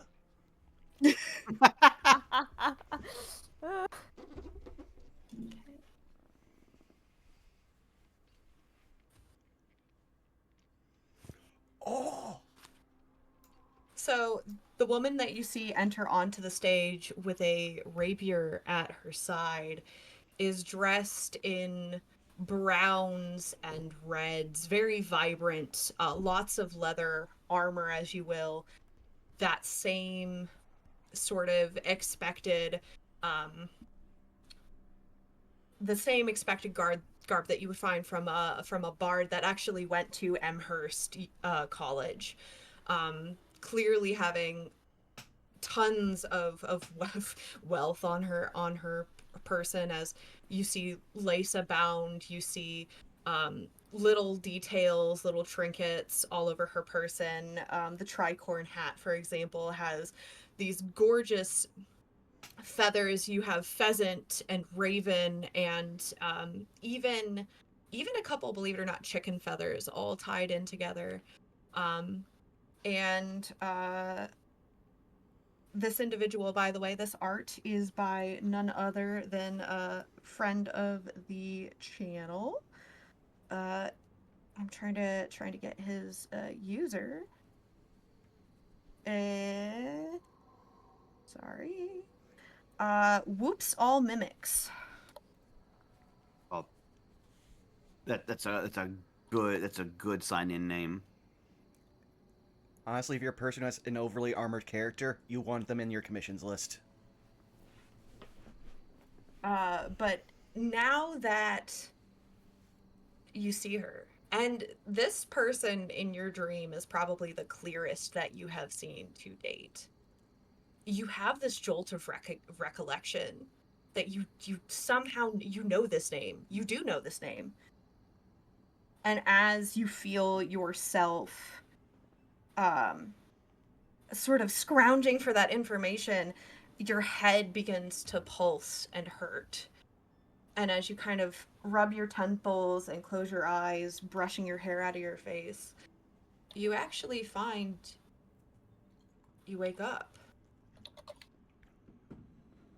with Razvan. How do you wake up your friend? A kick right to the ribs. No. uh, just a slight gentle nudge of the shoulder.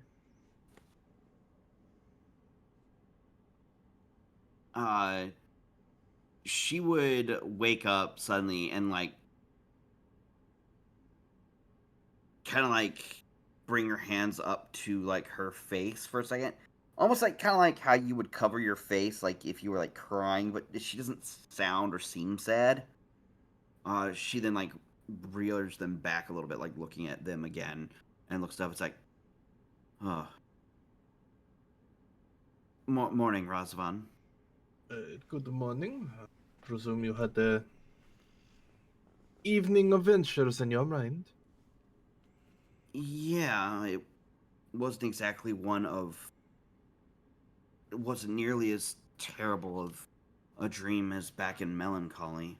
when we get to Scald, I still got to talk to you about that. But no, this one was rather pleasant. Oh, Almost like that is good news at the very least, no? not something usually had. Oh, I she has a bit of a little like smile on it. It's like I saw an old friend in it, and it was very nice. And she dragged me to a concert in Harmonia. Uh, didn't get to see the show, however. That was when I woke up, but it was nice. I will say. It's always kind to see an old friend, that is certain. Well, unfortunately, I do not need to wake you with any sort of immediate urgency, but the mists are slowly encroaching our position, so it might be time for us to move on. Yes, we don't want that to necessarily catching up to the caravan. Indeed. However, if you wish to discuss anything with me, whether it is dreams or not, I will make myself available for the remainder of the day, of course. Oh, certainly. I will try and I'll catch up with you later today too. I can tell you about it. They'll simply nod and leave. All right, she'll gather her things. Maybe change like a coat out or something. And she will emerge from the cabin as well. Okay. And then Humphrey, you Hmm. are planning to wake up a Festial. Yes. How do you do so? Yeah, Humphrey looks at the facial below the wagon. So he will just like stretch up, basically because of plus, but I can do a pseudobot. So just a tentacle and similar to Rasvan, like poking at the shoulder. Um, Ophistial wakes up slowly and sees your figure and rolls back out from underneath the wagon. Well, good news is that the night seemed to have been uneventful. Yes, that's good indeed. Hmm. Bad news, however, is that the mists are awaking, and I do not believe you want to be here for much longer. Certainly not. I'm definitely ready to get going whenever everyone else is. Mr. Rasvan is taking care of waking up Miss Lena. The we have only two people left, so uh, hmm, would you like to wake up Mr. Branson or to return his axe, or should I do that? Thinking back to the only other times that he's seen Branson wake up, he will let you do it. Figure that match. No problem. I will take care of that. Mr. Litchi would be the other one we need to make sure to wake up before we can just wrap up the camp and start leaving. No need to worry about that. Early riser? He pops his head out from the wagon and goes, "Not necessarily. It's not necessarily needed. But I did happen to hear a couple conversations here and there, and just happen to already be awake. Give me just a minute, and I'll be right out." Perfectly fine. Then I will wake up Mr. Branson. And I'm already pulling up my sheet because I know what you're going to ask. What? No, taking advantage of the pseudobot. Again, I have a 10-foot range to use No, that. I was speaking to Saris. Oh, yeah. Go for it. But Nat 20. huh? Ooh. Ooh, It's like a fucking baby. He was Slav Squatty. He was in his natural position. Which is now becoming a meme. So, not only do you sleep really well, you find yourself also dreaming. However, when your eyes open up, you don't find yourself in these woods. And while you do find yourself with the caravan that you know and love, you find that you're surrounded by laughter. You're surrounded by the sounds of joy, people talking. You're surrounded by everything that you ever had.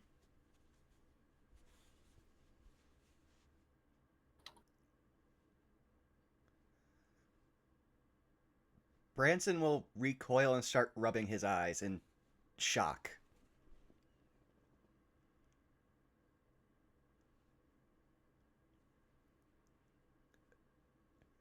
This It doesn't go away. this can't be.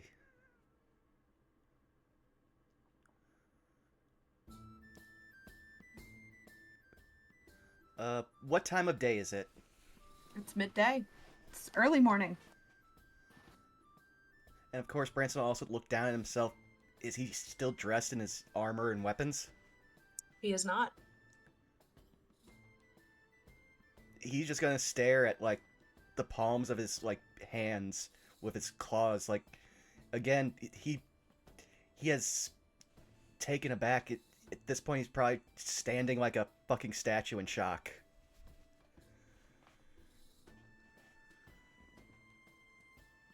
Hey Branson! Hey Branson! One of the kids from the carnival, or not carnival, sorry, caravan, wrong word. Caravan waddles up to you. This is another Yuan-Ti child. Um, they're you in life, you knew them as Nori, Nori. They have they have the kind of snake that's similar to yours, where they're very humanoid, but they're covered in like scales. They don't even have hair on their head. It's all just like a mosaic of scales and skin. They have eyes that are slitted, and they come up to you and they're just like, Branson, you overslept, and they're like tugging at your pant leg. Nori, yes. I'm sorry. What is going on? We're getting ready to move. Breakfast is being served. They're almost done with it. You're almost late. We have to go. Okay, he is being dragged by a child because at this point he does not have his usual strength upon him.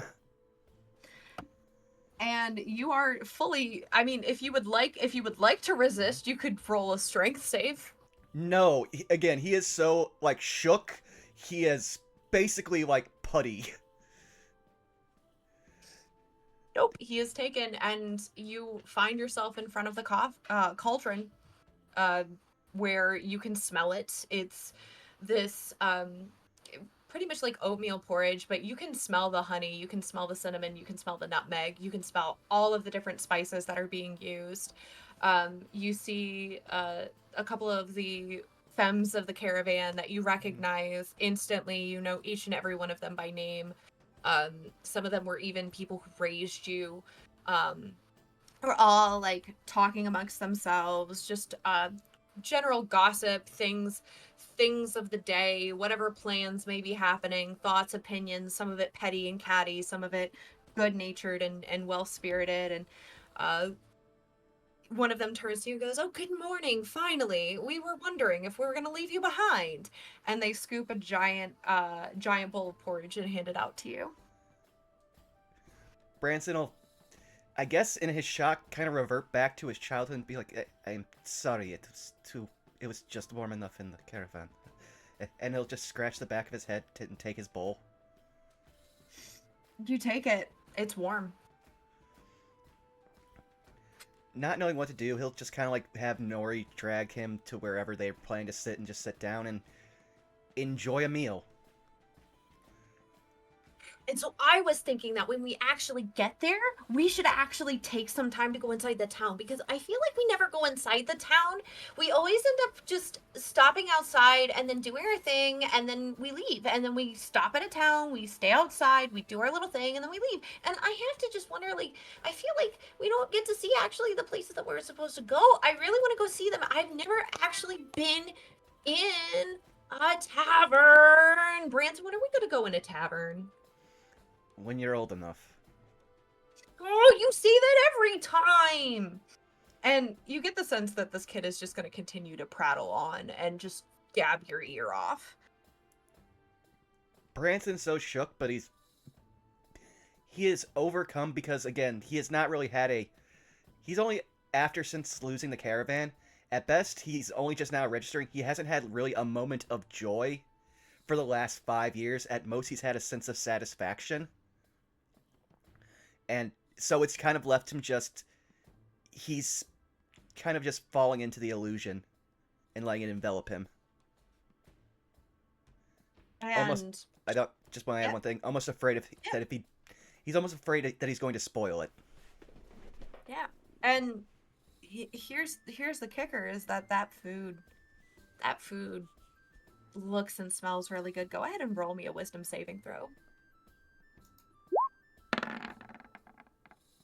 14? 14. You hesitate, wondering in your subconscious if this is real or not, doubting yourself, doubting your senses, but you take a spoonful and you eat it. This is just like home. It's just like what you had every morning. And somehow you never got tired of it. It tastes really good. Branson will eat it, savor for a while, and then fight back tears because, again, he's afraid he's going to ruin this if he lets slip. Nori is going to insight you. You're welcome to deception check if you are trying to hide it, but the child is going to insight your tears. Well, he's trying to hold them back. It's up to you if I need to roll something to stop him from crying. I think to stop yourself from crying, that's going to be another wisdom save, actually. Of course, it's that one. But yeah, no, again, this is taking him completely by surprise. So he's probably just got those quiet tears just kind of go down the sides of your face that you don't even notice. And it's incredible. The kid continues to prattle on and doesn't seem to notice a thing. And after a while of just listening to this prattling on and on and on and on and on, eventually all of the folks of the caravan call for a last call. Last, hey, everybody get it wrapped up, get our dishes done, get everything, we need to head out. And as you do everything that you had once done before in your life, the way just as your memory recalls it, I need one more wisdom saving throw from you. 15. You're still not certain whether or not this is real or whether or not this is a dream, whether this is a memory. But as the caravan begins to set on and things begin to play out as you remember them, you hear in my best citric voice, Mr. Branson seems to pierce through the sky. And for a moment, you blink a couple times. And the sun in the sky, the cloudless air, the sound of birds chirping, the singing, the song comes to an end. And you open your eyes, and from darkness, you see the woods and Humphrey standing in front of you. You'll watch as a dawning realization comes on Branson's face, and then a very obvious, you have the insight to Inside God. You don't need to roll for this, Citric. You immediately see his mood completely darken, and he is almost shaking to hold back anger. Is it time? Humphrey nods. We are preparing to part. All right. Anything else I need to know to the creature attack? Night was pleasant for the most part, so besides the mists starting to wake up, we we have been okay. All right, good. Something was stalking us in the night. Keep your eyes open. And he's just going to jump down, take up his position on the left-hand side of the caravan, and you probably will catch this because again, at this point, again, tears are probably falling that he's not even realizing, but he's also like not weeping. He is still just as angry.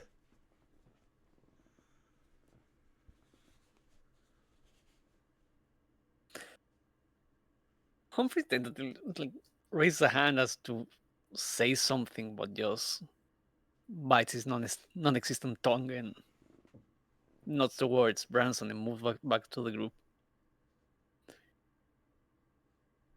Everyone seems to be up, I believe. I take it that we all did get, in fact, a long rest. Yeah, every single one of you managed to get a full night's sleep, and none of you have any points of exhaustion. Yay! Ooh. I'm free. I'm free.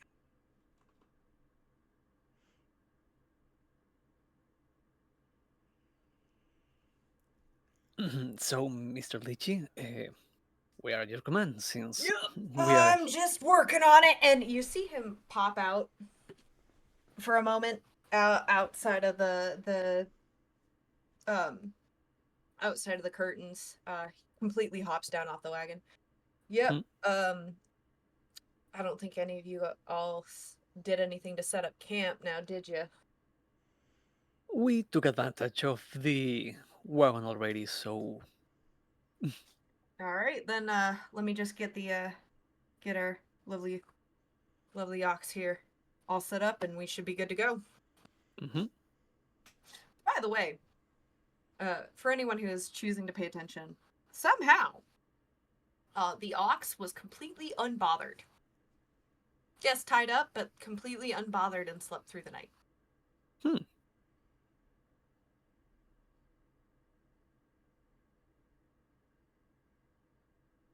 But sure enough, Lychee goes and grabs the ox, pulls him over,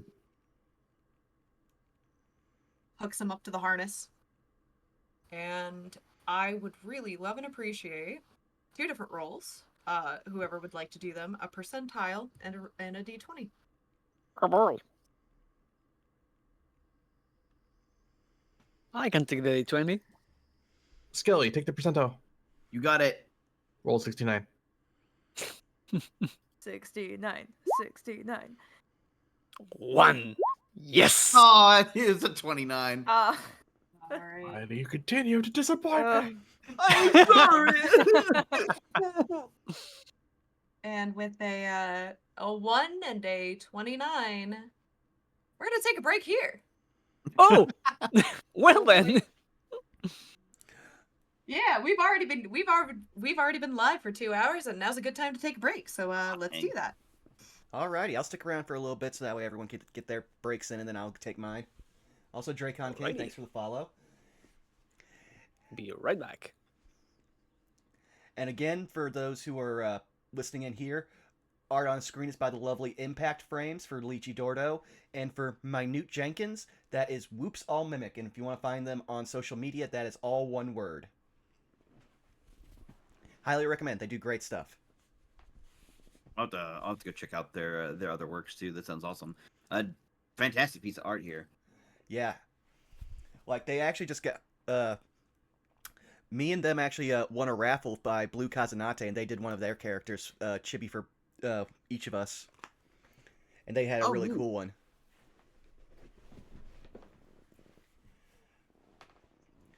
But yeah, glad you guys are having fun. And for those who are... I saw you and Booyah commenting, Bob, in chat. That was specifically targeted cruelty for Branson because we may have been asked above game as players to have certain things that are canonical truths that reflect them as stuff that comes up in Gothic horror. That one and his other dream were direct digs into both ends of one of his major character truths. But I, as a player, loved every minute of it, and the fact that I had to take this boy through yet another trauma that I did not think I'd have to explore this early into the series. Oops. It's almost like I want one of my very talented DM friends to do something they're very passionate about and include me in it, and then I'm seeing, oh no, I didn't think this through. I'm not that good at this. Hoisted by your own petard. Exactly. And this is the worst place to be hoisted by a petard. That's In a the regular... middle of nowhere. Yeah, I was about to say, this one domain is the most likely domain where we will encounter people in petards.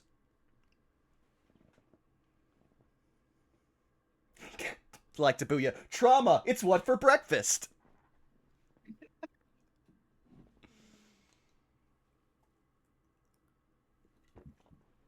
But then again, I say that. Branson's literally wearing one of his traumas on his actual sleeve. Like we're all going through it kind of like Metalocalypse and being like, everybody's like, oh, man, I hate my parents. I hate my parents too. Man, I love my parents. I don't know what y'all talk about. No, it's My parents dads. I rule. fucking love my dad. Yeah. Yeah. I love my dad. And they do the montage. Yeah, no, I'd say Branson's more of the pickles where, I just got the moment of, he doesn't have the person he can do this to, but he's about to do the reaction of, you belong in a garbage can. Like, if I could find the person who gave him that dream, that's what he'd be doing. This has been great. Lena's just kind of stunned by hers for a second.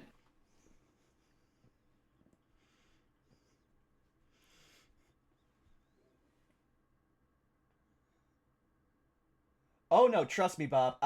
I was happy that, again, it was actually Zan who invited me to do some hell diving earlier this week, and I didn't have the game because back then I would have loved to join all you guys, but my machine could not run that game. You know how bad it was. And then I did, it's, again, having to realize I can now actually play games with friends because I can run games that my friends play.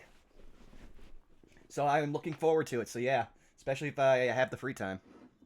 It was an almost all skeleton crew. Yeah. We had an honorary Arkolf though, who was declared by Zan an honorary boner. Yes.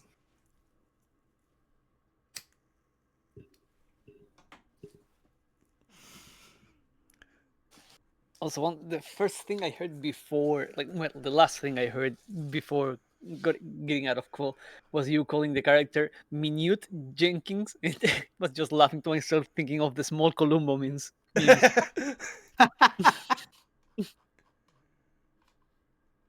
I was actually just Listen. watching someone. Oh, go ahead. I was just gonna say, listen. As soon as it was coming out of my mouth, I was like, this is gonna be a meme.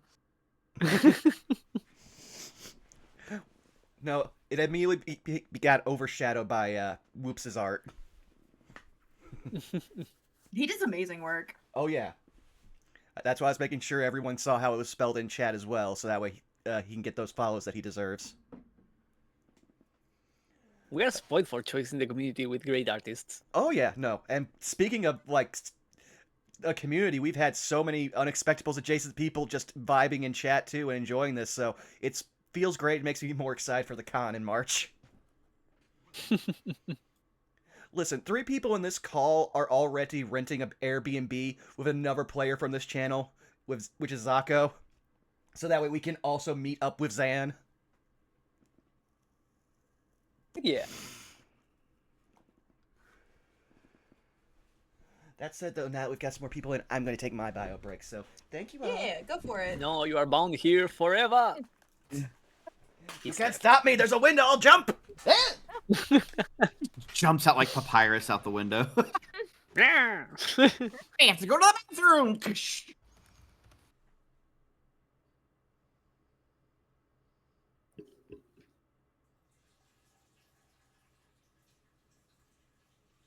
But yeah, hope everyone is having a good time. Plenty of familiar faces in chat. Oh yeah, we got quite a crowd tonight. Yeah. Why are you here? They're here for You you, watch- Citric. Yeah, the No. true. You know what? Yeah. Literally, literally Guamish royalty in call with us right now. Why are you lying to them? They are not here for me.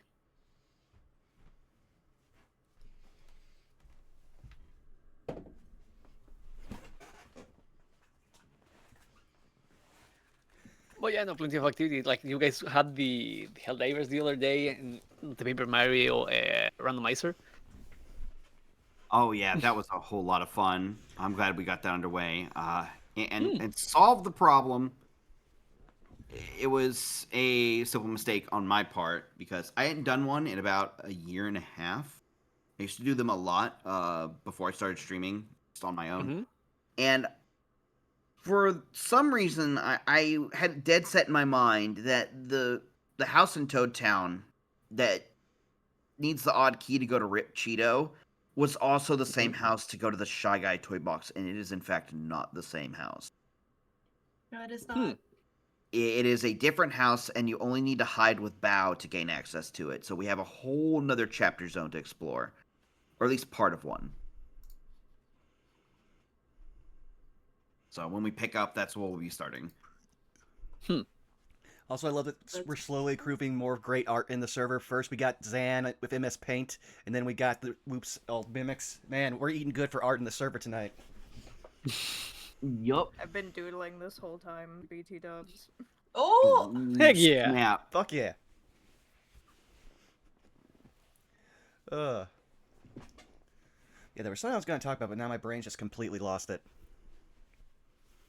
Oh yeah, no. Well, I was just gonna say about the Paper Mario thing. The only thing that'll stop me from hanging out more and doing that is if C4 comes back. We talked about we haven't made anything concrete, but that would probably be on a Friday. I normally have a game on Friday during the day, but whenever it's canceled, I will gladly hop in if there's a spot. sure. Yeah, absolutely. Always welcome. Yeah, well, I'll probably at least for this at least for these runs, most likely we'll be just running it in here so people can drop in and out of call as they feel like it. I Makes sense. should be. I should be able to pop up the coming Friday. Like this one was just like last minute family obligations, and like No worries. Mhm. If you are gonna join us, Citric, you should tell me in DMs what kind of Mario monster you would be. I mean, ideally, it would be a piranha plant, but that's the complete opposite of my gimmick of having no mouth. You suggested a bomb. I feel it's like the a- most fitting. Yeah. Bomb, but it's an I orange. could. Yep. I can. Well, I can. I leave instead of the fuse. I mean, all I'm gonna say is this: you've been a menace to doors for the entirety of my friendship with you. Yeah, that makes sense for being a babam. You just make a door. Just put like a little crown on his head and make his like wind up fuse like like gold. I was just thinking like because they have the tiny like gray stub before the fuse, like make that Yeah. gold and make the fuse a leaf. No, That's a good listen. idea. Listen. Hmm. I can make that happen. I can make that happen. If that's I what will you be want. honored. Sarah's just starting to learn of like a new commission type they can do. They could do Paper Mario characters. Mhm. Listen, man, Tap make you that that market. Sona money. Mhm. Oh, give me 1 second.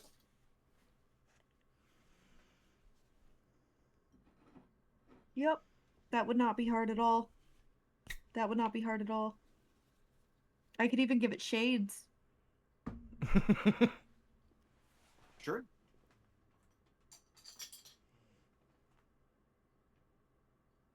Give him a pair of Oakleys.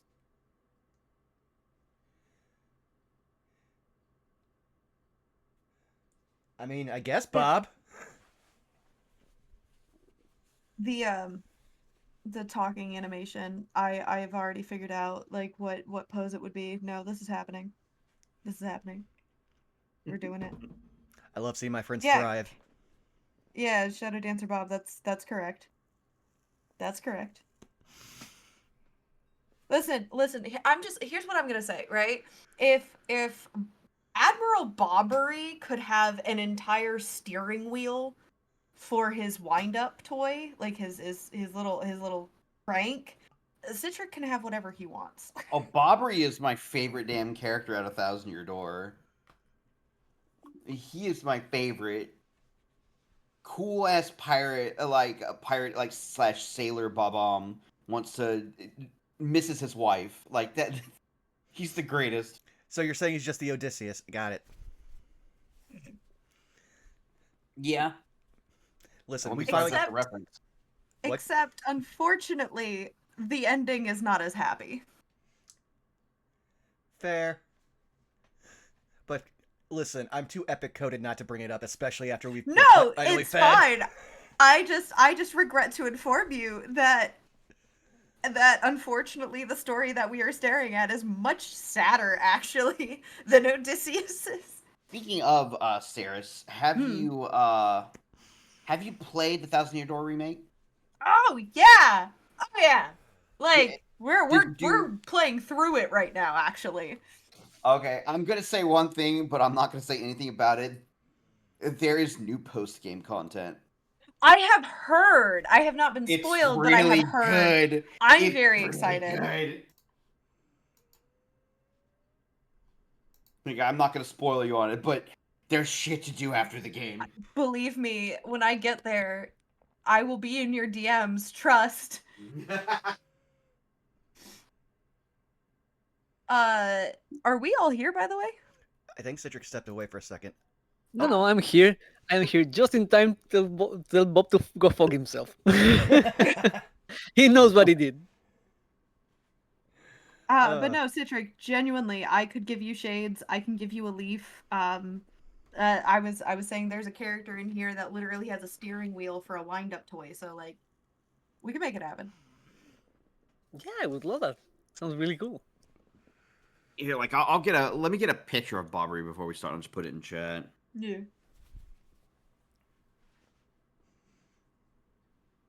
Like, look at this absolute unit here. This is an absolute unit. Dear Lord, he looks like he should be standing on top of a fucking mech.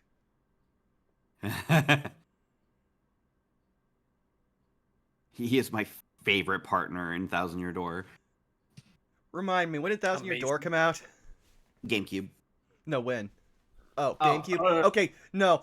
Okay, this character, I want to say, inspired the art for fucking Gurren Lagann just looking at his ass.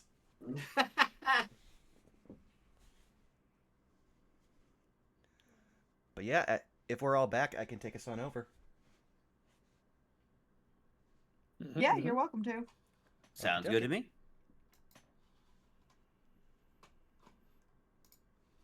All right. It did actually remind me. Did any of you all decide to eat before traveling? Branson's We probably already kinda- pulled out a ration that he's eating while walking. Besides the couple of rations we had back in the first town, I don't think we've said anything about eating.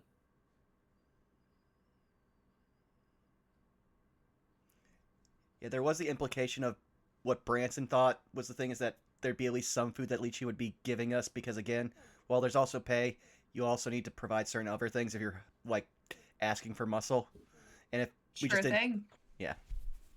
You all just kind of went on your way.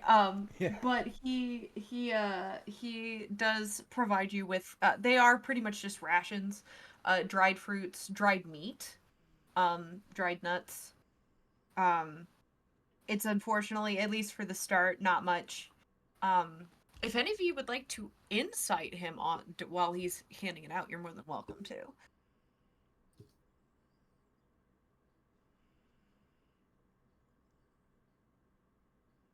I don't think Razvan would think anything of it. He'll just eat. Mm-hmm. Branson will take us several hours before he gets suspicious and wants to insight things. He's still pretty visibly fuck off mad. Understandable. Yeah, the insights don't happen until his second cup of coffee.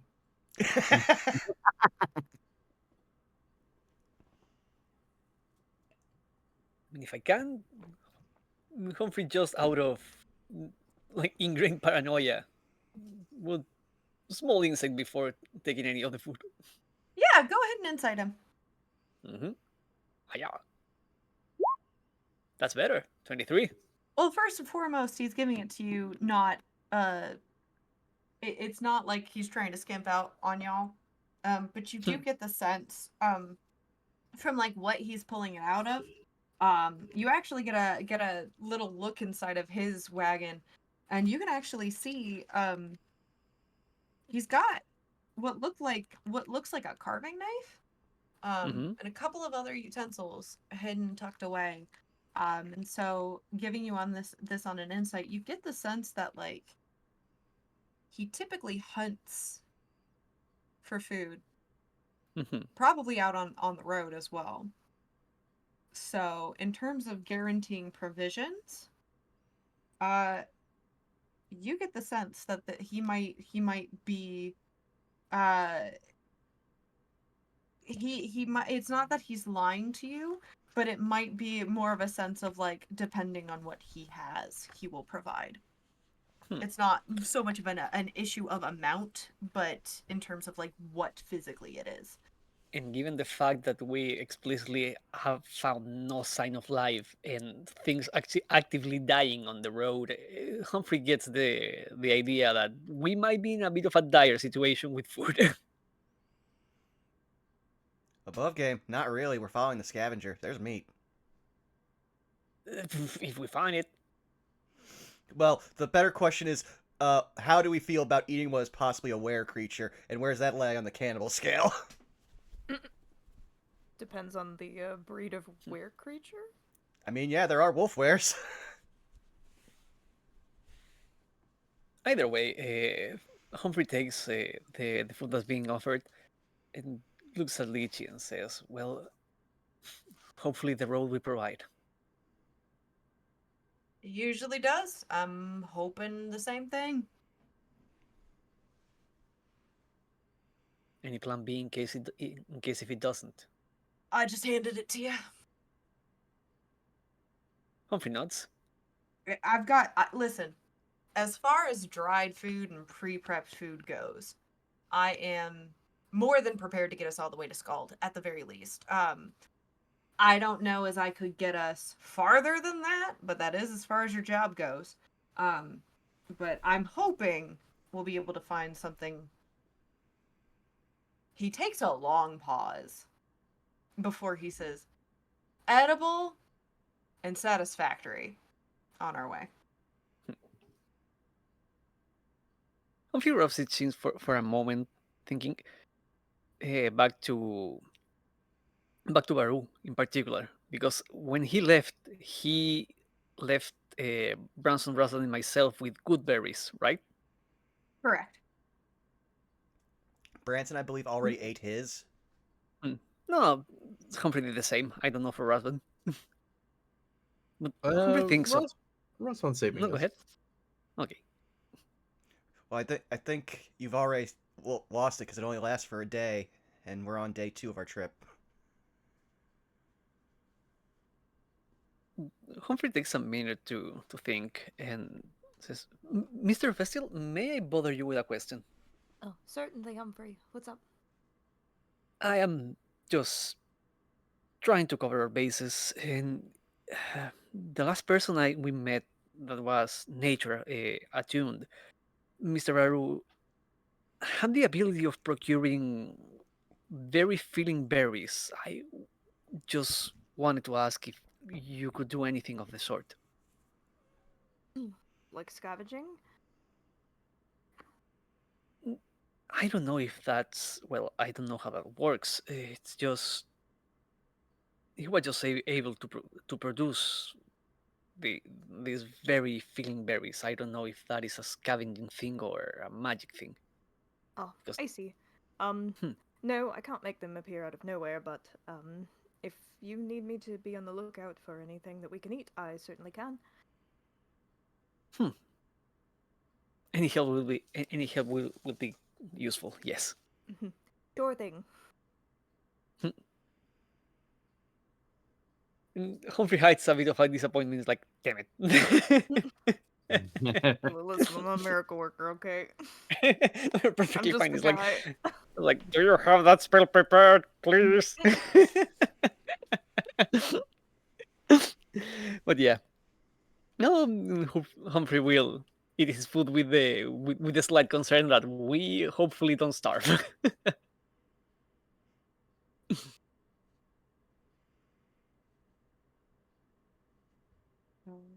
But I take it you all are fully fed. And again, for those of you who take the ration from Lychee, you don't need to mark one off. Mhm. But as we get into formation, first off, I do need an acrobatics check from Humphrey. Will do. Athletics, acrobatics. Hiya. Also, I forgot to That's mention how it. they. I forgot to mention it, guys. Congratulations to all of us. We made it through one entire day without a life or death struggle. Only Oh. emotional. We're just emotionally tormented, but physically we're fine. Yeah. It only took us 6 days, but we managed to go one day without a fight. But yeah, that's an 8 on acrobatics. You do pull yourself up onto the top of the wagon again for your vantage point, but it's a little more embarrassing than it was yesterday, actually. You're feeling a little sluggish. Just just compounds on the general frustration of that Humphrey has with his body being very unreliable. Like something stuff works and sometimes it doesn't, and never fully understanding why. This is- But he gets on top, right? Yep, you do. You're up there. Stealth check, please. Will do. Oh yeah, much better. There it is. Oh, have I become invisible? That Scooby Doo noise. Just like. And And, just as he huh? is frustrated with the fact that he's not moving as he wants, he just like a glove on top of the wagon.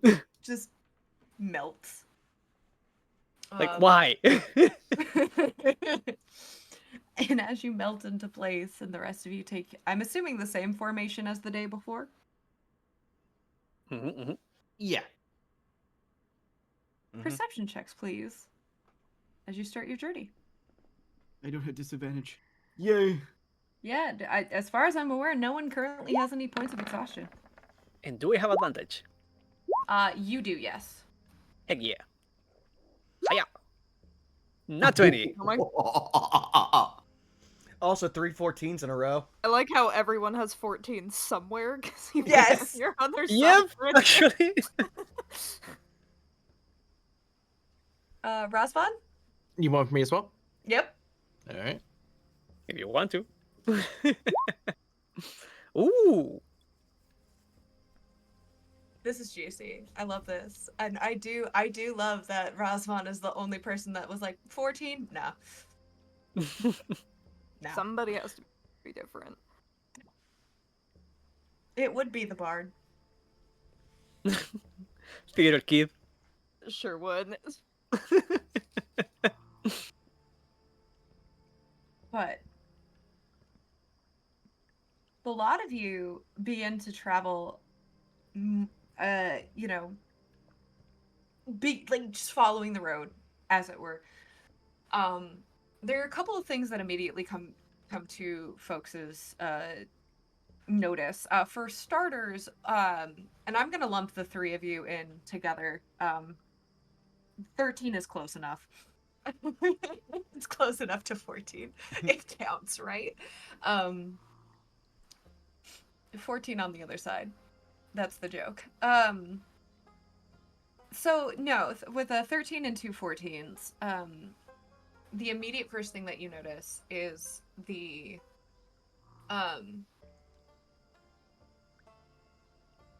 fact that that sort of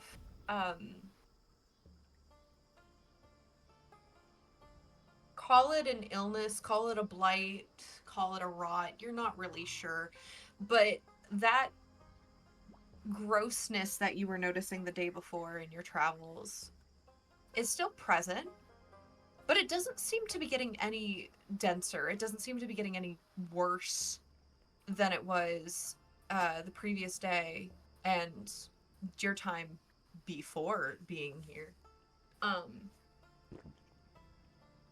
You notice still that it is very quiet. It is just the sounds of all of you traveling, and unless anyone says anything, of course, you do have room to do so if you would like a moment amongst yourself to roleplay.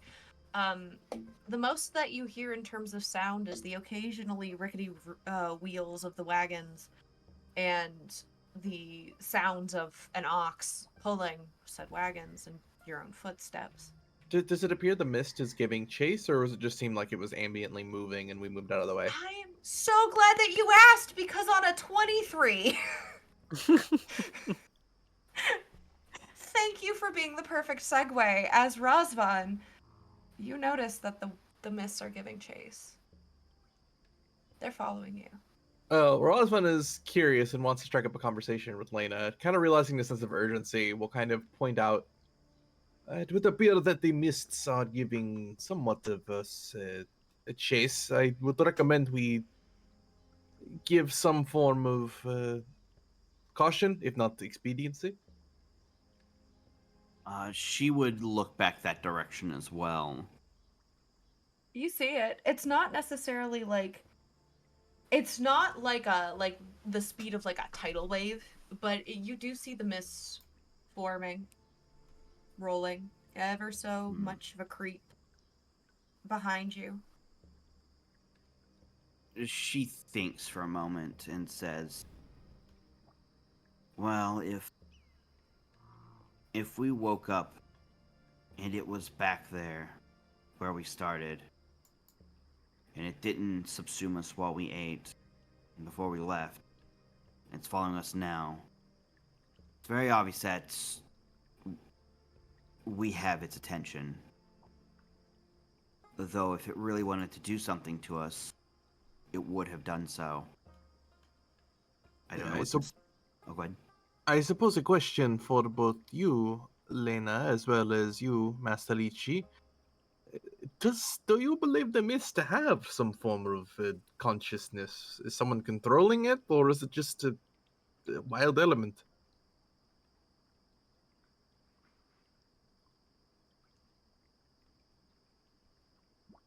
Well, I'm rolling dice, so give me just a minute before I Okay. respond on my end. But Alright. Lena, you're welcome to go ahead and answer what you okay. feel. She would kind of roll her shoulder and say,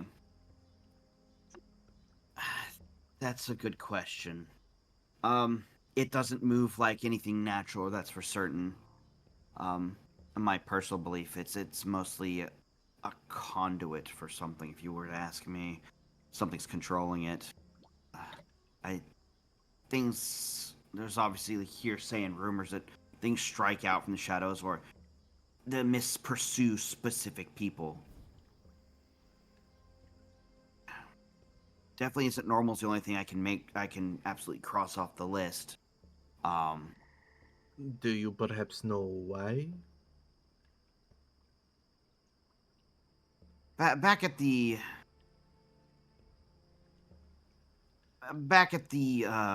Longhorn Inn, I used to joke with some friends that we used to call it the curtain out of a joke. That all we are is just like a big play to it, or whatever's controlling it. And when we're done with it, it removes people. Whether or not it's true, it's up in the air, but as I'm starting to hear more and more stories, I can't help but wonder just how close to the mark we were. So you do believe someone is controlling it? At the very least. I Interesting. don't know if I agree with that. Well, we're keen to hear your insights, Lichi. I mean, I would not say that I have insights. I don't know how the mists work, but if I could tell you one thing, it would take a really powerful person or a really powerful group of people to make mists that could do things on command at the sheer size of which these mists blanket our forests. Then if it is not controlled, why does it seem to target people? He just kind of shrugs and gives you a look like, you think I know? At this point, would a passive perception like a 14 be able to hear this conversation? Oh yeah. Bransless look over. You forget, Razvan. We know something controls the mists. We do? I destroyed a portion of it, and immediately the world reacted. I felt noticed. Something big and something evil controls them. When you say this, Lychee looks at you and he goes about 3 shades paler.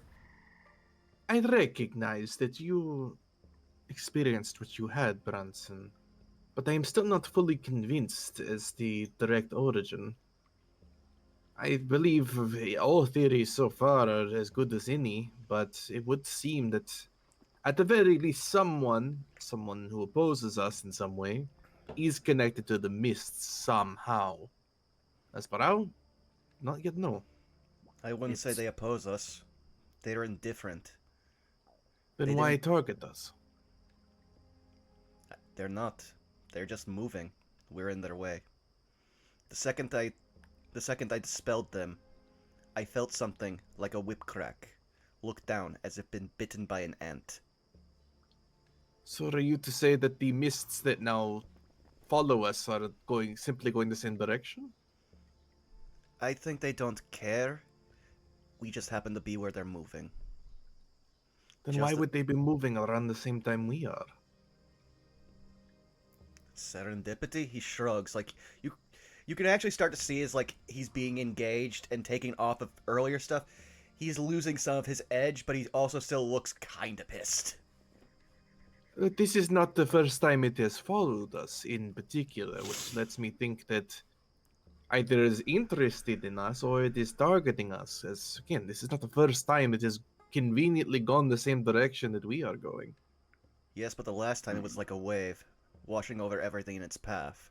Right now, he just gestures at it languidly, like following us. Like, would I be okay in assuming that, like, while we're going, like, roughly 15, like, feet, every few seconds, it's only following, like, 5 feet a second? You can roll me your choice of nature or survival check. I know which one I'll always do, because you made it my favorite skill in this game. Yeah, 15 for survival. It's hard to tell. If it's not traveling slower, it is keeping pace, at the very least. Now You here's don't seem to be losing it by any stretch of the imagination. now here's my one question I'll ask, since this is also from a survival roll. Mm-hmm. Is it moving against the wind?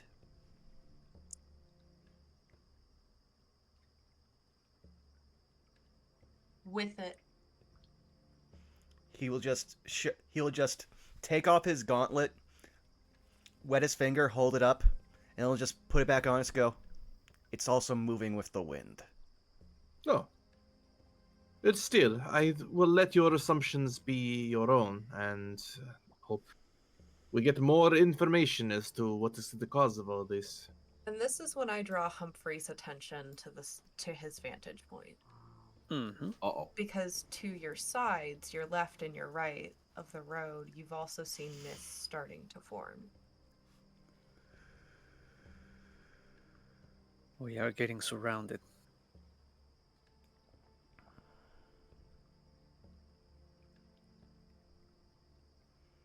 Then I suggest we whip the animal fast and prepare to start running. I do not whip my ox. Very well. Then the carrot. And he'll pull out a very fine piece of fruit and hang it in front of the ox to try and Oh get my it to move god. faster. Animal handling check, let's go. I love how we went from dark and sinister to Looney Tunes. Thank you, Zan. 15. 15! You have obtained the ox's attention. And it is engaged by whatever fruit it is that you have put in front of it. The stick is not for everyone, I understand, but that is where the apple comes in play. How do you like set it up? Do you like attach it to the harness? Like, what do you? Because No, I he's can't just imagine. he's just moving in front of the ox and just like moving just faster than the ox to try and get it to move faster with All right, the apple in hand behind him. roll me a Constitution check. Huh? 8. Did you know that holding your arm out for a long period of time hurts? Fair enough. Did you All right. know Then that, we're like, we're just gonna start throwing the apple in front, run to catch the apple, and throw it again. all right. Thank you for telling us that Rosvan does not have Mage Hand. Rosvan does not have mage hand. Fuck yeah. Oh my god. As this is going on, though, Humphrey will say, like, move his display his head from the top of the wagon to the side where Branson is. Mr. Branson, if I may say something, I Yeah. believe you are trying to read the mists as if they were one of us, as if it was a person. Whether it has a conscience or not, it still feels like a force of nature. When you destroyed a part of it, imagine the feeling of a mosquito just biting you, something you had no conscience of, suddenly becoming a very present problem. It may have its attention on us, but that does not mean we are the only thing it's doing. Again, I was not saying that it cares about us, but it obviously has some kind of will, and again, I have hurt it. My point is that we should be moving, because I don't want to try to get whatever's attention I got again. Agreed. Also, Humphrey, could you make this a bit easier as he points to the throwing the that's going on? Just be like, could you be the stick for the carrot? I can As you- try. Yeah. No, it would not be necessary. Rosvan will take out a rapier, stab the apple, and use that because it's less tiring. And just move in front of the ox with the apple on a rapier. He's not wrong. He's not wrong. No.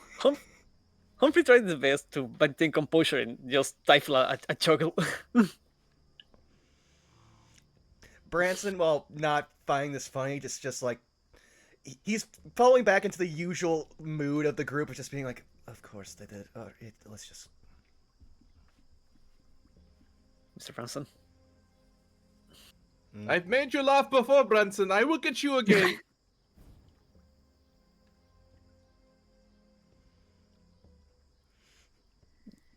If you ever want to talk about anything, Humphrey says, remembering how he woke up, we are more than willing to hear you. At least I am. The past is the past. I don't talk about it. Understood. But we are here at the present, if you need anything. Branson will give you like you can tell in his posture that he's acknowledging you, but he's not saying anything back. And yes, exactly that. It's theirs.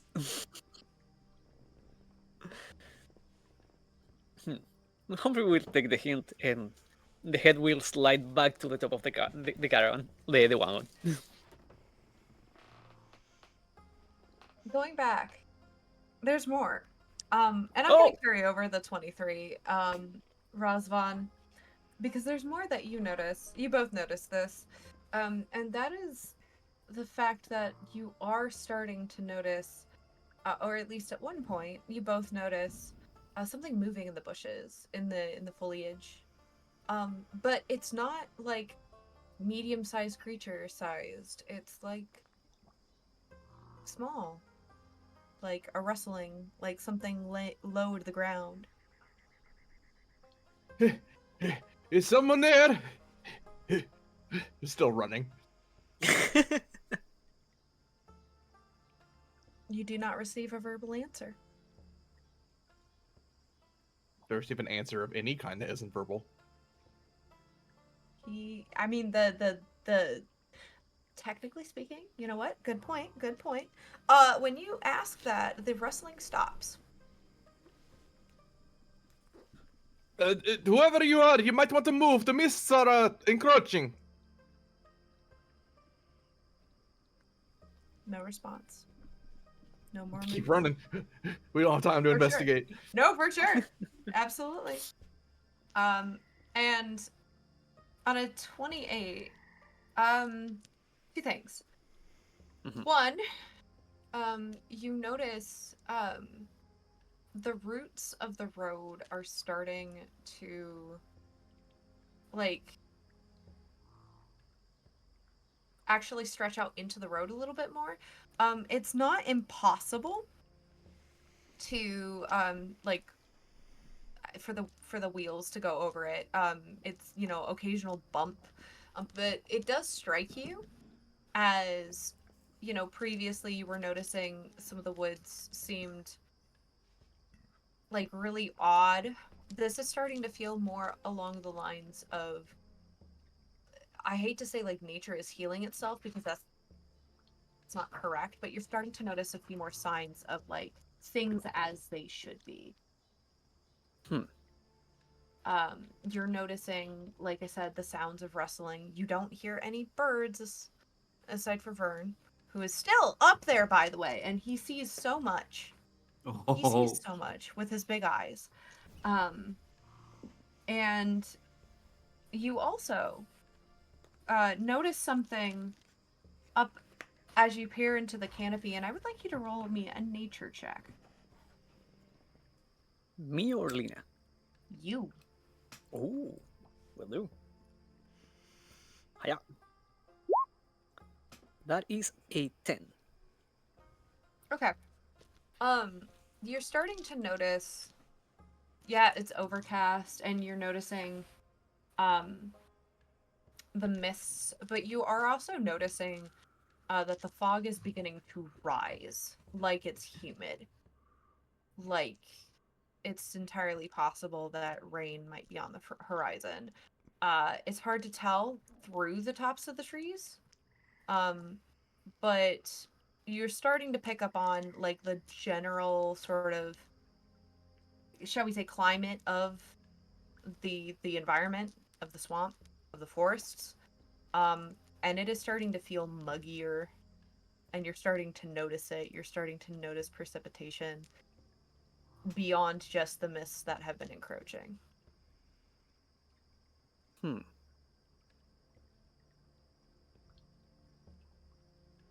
Rosvan will take off his hat and keep moving at somewhat of a pace. Have the mists increased their pace alongside us, or They are not increasing in pace. They seem to be moving at the exact same speed as they were before, but as you both begin to notice, and you all collectively are starting to notice over the course of the next, I would say, 2 or 3 hours, that it is starting to get more muggy.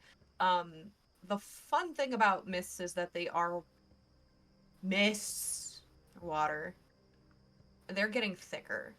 They're not encroaching faster, but they are getting thicker. If that makes any sense. Mm-hmm. It's going from a light haze to pea soup. Yeah, basically. Lena or Richie, do either of you know how long it would take us, or at least how many days left we might need? Well, from where we're at, it's gonna be at least a week. That is going to be a problem if the mists continue to give chase.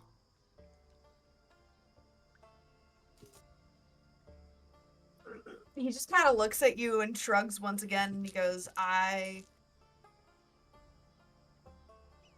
have personally not experienced a great level of difficulty with the mists. That does not mean that we won't. Ah.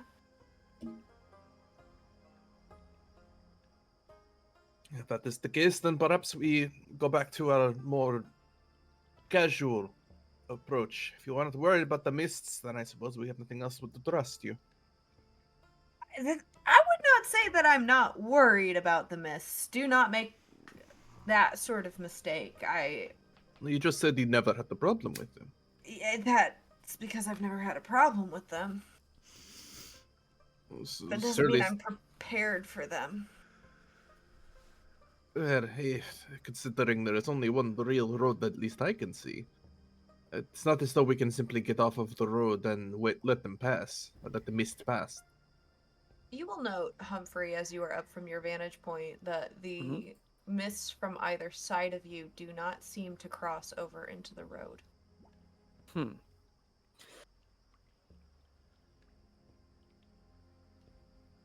Roll me an insight check, Razvan. On Lychee. 7. Even with a 7, this man is very obvious. He's not being dishonest with you. You get the sense from him that he's at a loss.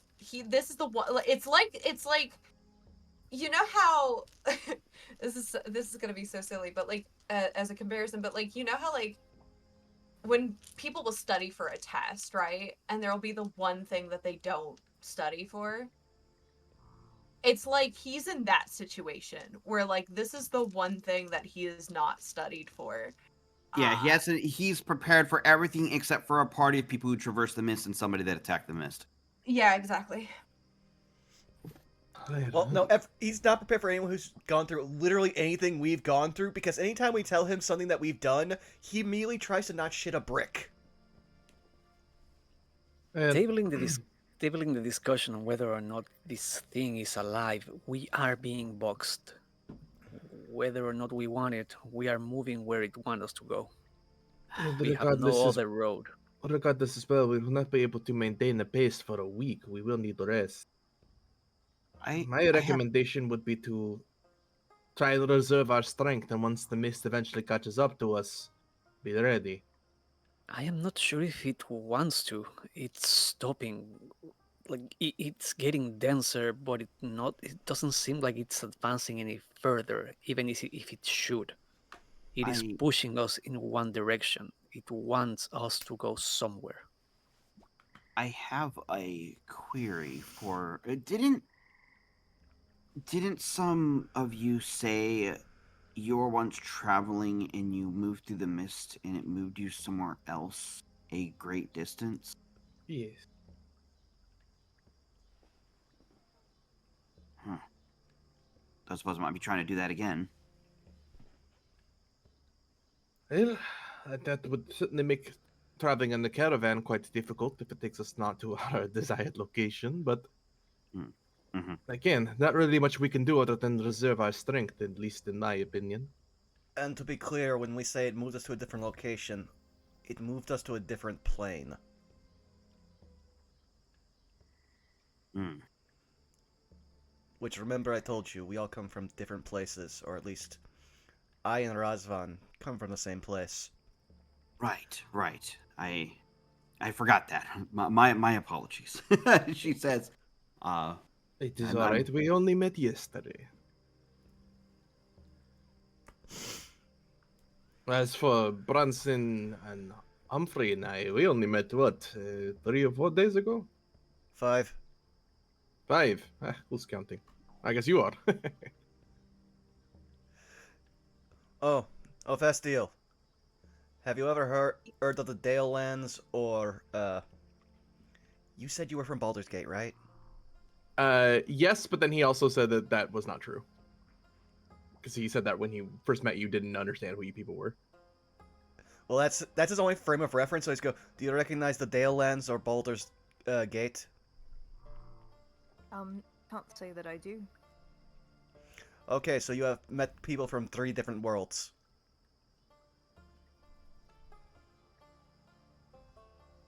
I see. I'm certain this will get us in no trouble at all. And she says, "Oh, she's obviously being a little sarcastic." Well, I mean, you are already in trouble. An invasive race that's not natural to your world came here, and that's why I'm hunting it.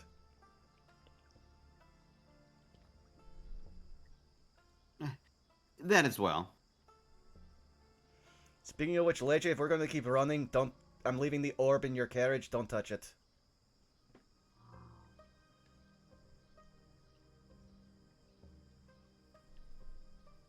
Well, if nothing else, I suppose we better move on.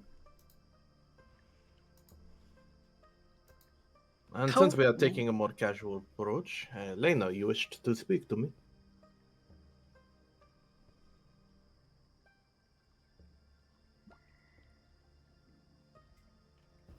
Skelly? Lena? Uh, I didn't particularly have anything extra. Okay. Well, very well. We shall move on. I suppose at the normal pace, unless there's any other objections or observations. Actually, we. Ovesio will step in and approach Branson, um, Ooh. with the axe that he lent him the other night. Um, Mr. Branson, you may have your axe back. Oh, thank you. I'm glad you didn't need it. Likewise. I have something else I wanted to ask you, if you don't mind. Alright. Last night, um, I had one of those odd dreams you guys were talking about, and you remember that scarred man you asked me about the other day? You are going to see that the second you mention dreams, he starts to get madder. The second you mention that man, veins in his neck are starting to show as he is basically holding himself back, but he's not stopping you from continuing. He notices your shift and kind of backs down and hunches his shoulders back. We don't have to talk about it right now if you don't want No. to. You're gonna watch him try again take control of himself. He is obviously still very tense, but he's like, "No, you are fine. I want to hear anything about him. If you have something, then please share it." It's nothing new. I saw him in a dream along with other potentially recognizable people. I just wanted to know what is this man? Why are you after him? Branson, after having just told Humphrey that the past is in the past, is basically the one part of the past he actually always brings up. He'll just be like, "Walk next to me. I don't want to keep walking backwards." Of course. And he'll kind of shuffle up next to you. When I was young, I was adopted by a caravan. They raised me till I was of age to actually contribute and work, and then I spent my life with them, or at least the start of it. I was still fairly young by the time I could lift boxes and contribute. One night, as I left the campfire for the warmer caravan with larger blankets, an undead wave flowed over them.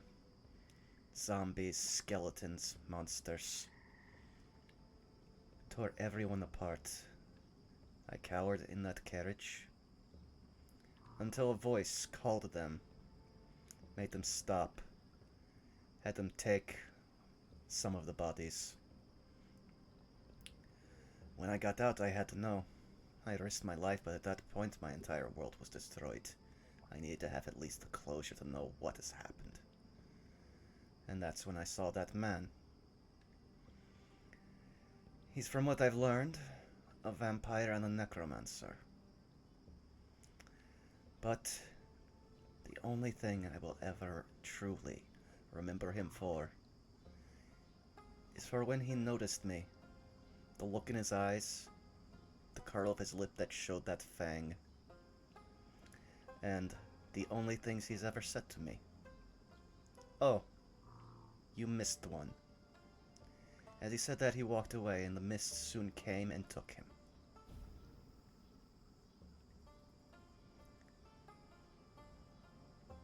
The voice. Oh, go ahead. Um, he'll He's definitely a little shaken up by your story, but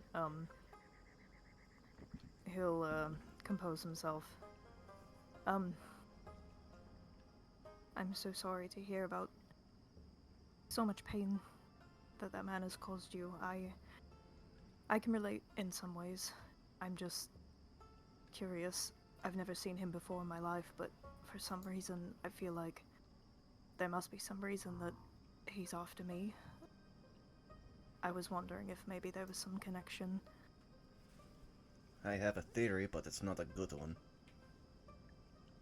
I could hear it if you don't mind sharing. The mists bring people places. Places it wants them to be. We've heard that this land once had a lord. A powerful one that ruled over it. And from what I'm gathering, they might have been the one that would pull people here. But, as Lena has led us to believe, that lord has been killed. It has put the land into a great uproar. But you don't replace a lord like that, unless you are as powerful. I know this man's came here, because the larger mists brought us here. They first brought us to that carnival, and then by bypassing them, we were brought here. I have every reason to believe he's here, and if this Dark Lord is dead, someone would have to take his place. Well, I don't think that's a silly theory at all. No, it's not, but then I don't have many tears left to shed, especially not after this morning. But I weep for you, because you should not have to be in his clutches. I appreciate your insight.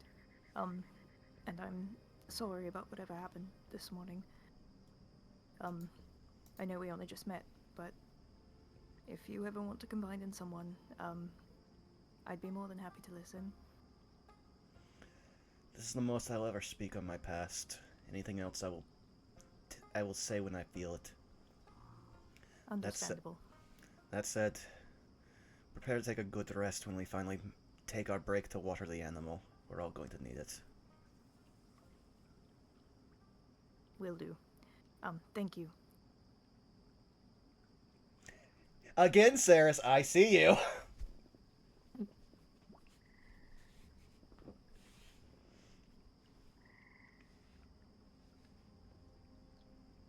Listen, we're just concerned. Listen, I love that you're giving me all these options, but I'm also playing with someone who spent 5 years repressing everything except his anger. We'll break you, it's fine. No, Saris is already doing that.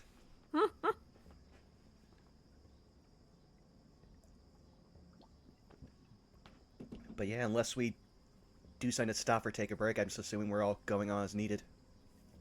Here's the thing. It reaches a point. I'm gonna keep that 28. It reaches a point.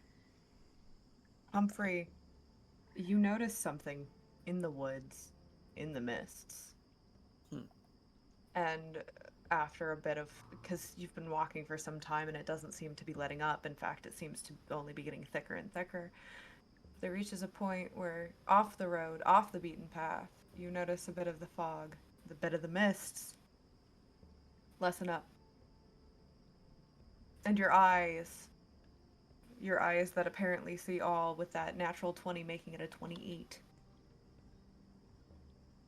That is a broken wagon.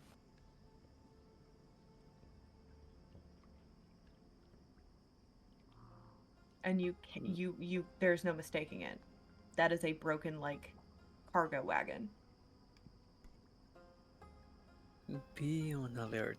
There is a broken wagon ahead. Now, is it blocking the road or is it off in the side off the road? It's off the road. And as you get closer to it, you notice it's on its wheel. It's on its side. Has the mist seemed to section off and basically made like a pocket for it? Yep, it sure has. Well, Humphrey, Razvan, I think it wanted us to find this. And the ox will need watering no matter what, so 5 minutes to inspect what the mist wants us to see. Hey, fair enough. And Razvan will pop up onto one of the caravans and try to get a decent vantage, but he's also going to be taking this as an excuse to sit down for a moment and get some writing done. Oh yeah, this is like a good like short break. As said, water is needed. Lychee immediately goes to water the oxen. Also, knowing that food is slightly scarce and we might not find any here, Branson's going to split his 3 days of rations to give a ration to at least 3 people in the party, including himself. So, Razvan will take all their rations. no. Well, first of all, you're only going to get one. Second of all, it's not exactly a ration you're going to like, but it was us as the carnivores eating bug meat. With a little bit of rice, if someone's willing to cook it. That's fine. Yeah, but anyone who wants to take that, just speak up. I'd say other people besides Lena. Lena still has a full stock of rations. So I guess that'd be... Okay, if you guys got that, then he would hand it up to Humphrey, be like, it's basically tasteless, we need butter. Food is food, I guess. Humphrey considers like keeping these guys on the wagon, but for now we'll just let go and form back to the tiny blob form. Yeah, Branson will hand you the meat and gesture for you and him to go investigate, since we're kind of the investigation duo. Humphrey nods. And I'm going to burn a spell slot as you'll watch him scent the air again. Do-do-do-do. Detect magic. Well, first off, you don't like what you immediately see. It's like you're staring, like if you stare into the mist, it's like you ever shine a flashlight directly into your eye?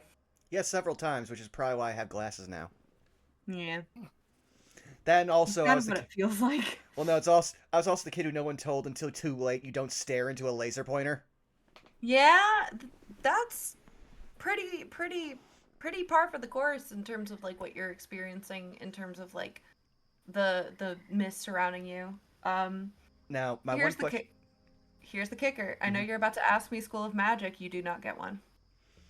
Okay, then you'll see as Branson immediately sits the air, then quickly, like almost like sucking on a lemon, brings his tongue back into his mouth and covers it, and he's just like, oh, well,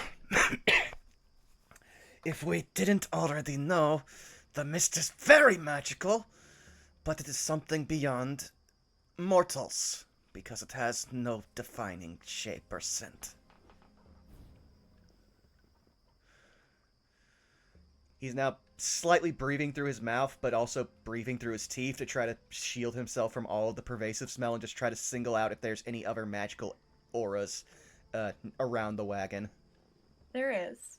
You get to the wagon, and I'm gonna ask your investigation partner to roll a perception check as I describe this.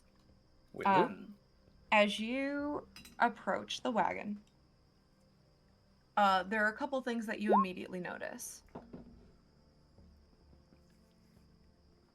You first, both of you, and I will get to that detect magic here in a second. Mm-hmm. You both notice, first and foremost, the bodies on the ground, decaying. Mm-hmm.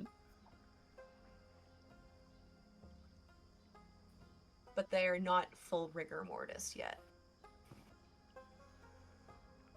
Then the better question... Yeah, the better question is, how fresh is the blood?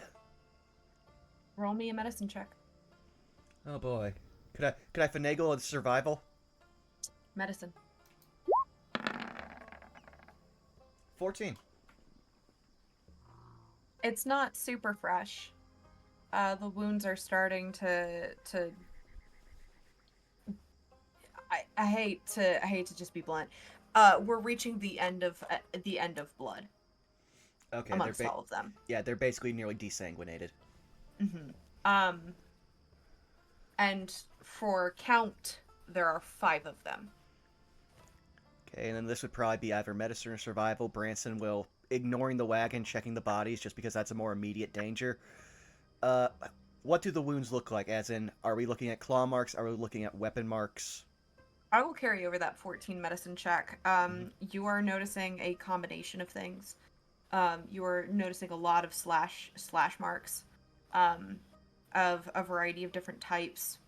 Um, it's hard to determine whether or not any of them come from like claws. Um, the wounds are pretty deep. Um,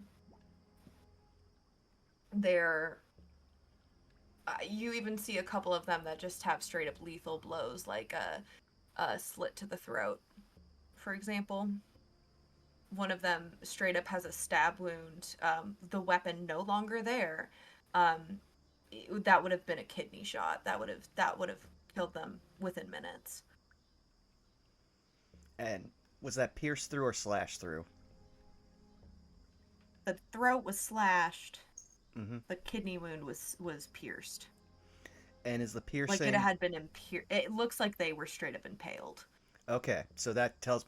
Now, my one question would be, how big is the size of that? Because It's hard to say. all right, Because unfortunately, and this will tell you something else as well. Still on a 14, but this is about as much as you're able to garner. You're noticing that nature is what, or at least was, nature was starting to get to them, all right. Well, which is Branson. part of the reason it's hard to tell. Well, then Branson will just check one thing because out of everyone in the group, he's actually suited for this. He's going to take off his gauntlet, make his hand as if he was going to try to jab his claws into it, and check to see about the size and depth of the piercing wound. Since they were impaled, it seems it looks like there's an exit wound. There is an exit wound. Um, I regret to inform you something wriggles against your hand. Branson is unfazed. Remember, he may have ate a live mouse already. Okay. the It's I would say probably about 3 fingers wide. Okay. But it goes all the way through. He, looking at this will be like, I want to say it's not were creatures. The wounds are not consistent enough. As he's just going to wipe his hand on the grass, maybe pull out a little bit of his water skin and wash off a little bit more, just to make sure he gets the blood off, and then put his You gauntlet back on. also Mm-hmm. you also wash off 2 maggots. In all honesty, if they weren't in a fresh body, he probably would have picked them up and just started noshing because we need food. Mm. But yeah, no, it's just gonna be like, this is some form of banditry, I would have to guess, but what they used on them, it's not common. Bandits aren't well funded. Let's see what they decided wasn't worth taking the lives for. You both notice, and actually on the Humphrey, while he's doing the medicine check, you notice that it looks like there were a couple of boxes and a couple of bags that are now just kind of splayed out on the ground, like they fell out of the wagon. Um, and in the boxes, one of the things that you immediately notice, first thing that comes to just right then and there, you recognize it anywhere. Those are fresh vegetables, or at least you think they are. They look like it. It's a little different. They're more purple than you're used to back home, but you definitely see what you think are like yams or potatoes. You're not entirely certain, but that's definitely you. That's a root fruit. You've worked in a kitchen. You know this. That's a root fruit. Hmm. Um, you see a couple of other what are probably based on the fruit that you've seen in the woods, probably some other type of fruit. You see one that's like kind of bulbous. It's got like this very green, like a light teal green and yellow exterior, like skin. Um, you notice a couple of what are clearly probably berries. Um, bright red that have splayed out everywhere. And I'm gonna go ahead and ask you for a real quick nature check. Will do. That's a soft A 20. 20. There's a bit of bruising, but most of this is still good. It's fresh. It's fresh. Yeah, like you aren't 100% certain because this isn't native to where you're from, but like you're 99.9% sure this is good food. You don't see any signs of rot. Hmm. In general, with the the broken wagon, how close are the mists from this pocket that we have? Could you repeat your question? I'm so sorry. Yeah, sorry. You mentioned the mists seem to be making a pocket where this Yes. broken wagon is. How Yes. close are the mists? They're giving you from the exterior of the wagon, it's Mhm. giving you about 3 feet.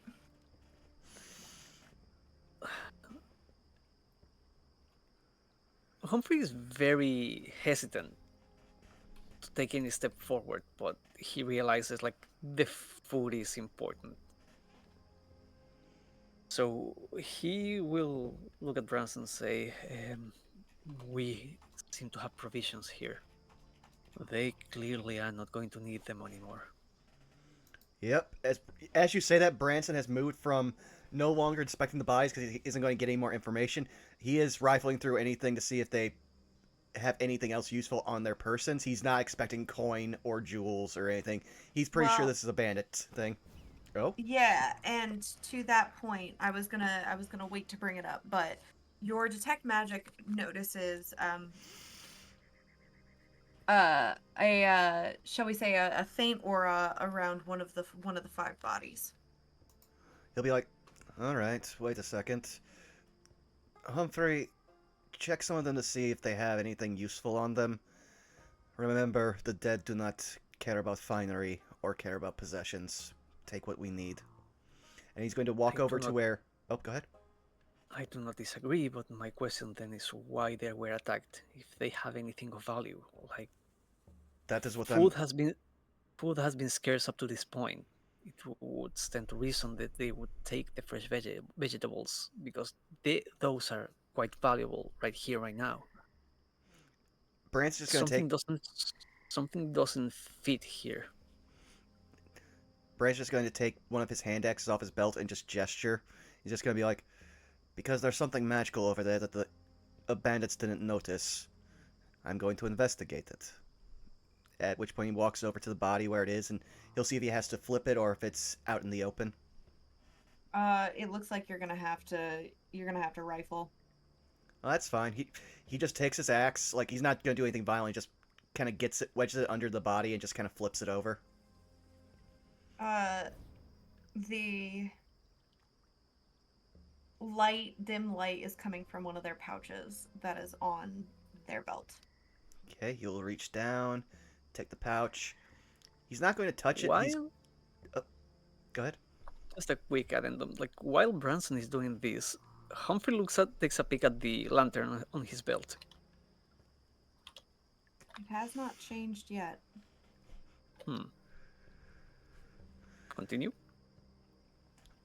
Branson is basically he's taking out a small cloth that he would have just from like adventuring gear, etc. Put on one hand, then he's turning the pouch over and emptying it out to see what falls out and try to hope that there's enough like between his gauntlet, the lever of it, the metal, and this cloth that there's enough stuff that he's not going to get touched by a cursed item because he doesn't know how they work. Yeah, sure. You dump it out. You notice there are 3 vials of ink, um, and the quill, and it seems that the quill, which by the way is made from an owl's feather, appears to be magical. And I'm currently in the process of checking School of Magic. So it's the ink as well as the quill, correct? It's just the quill. Okay. I think I know what this is. Barely. Only because our caravan was wise enough to know that you should have a magician on hand to evaluate things. I think this is wizard ink and a magic pen. Also, this would have been nice to have, and I wouldn't have to throw an axe at Vern. We could have just given this to Razvan. Well, we can still do that. And at that, Humphrey will look back to see what the rest of the party is doing. Really quickly, it is an enchanted item. Okay. As in School of Enchantment. Yes. That's a great question. What is the rest of the party doing?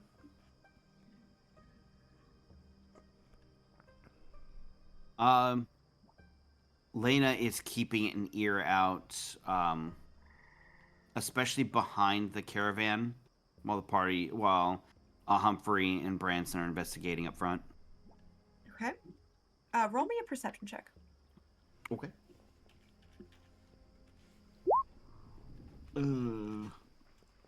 Yeah.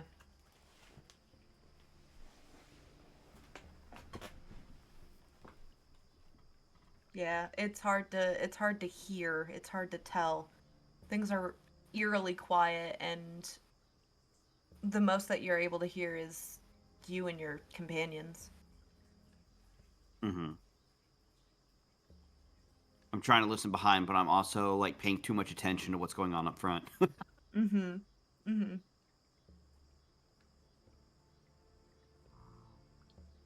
So Festival is kind of disassociating, but he's watching that mist cloud that's been following them.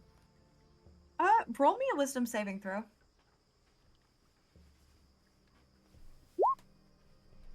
That will be a 7. You see a face in the mist for a moment. And then it disappears.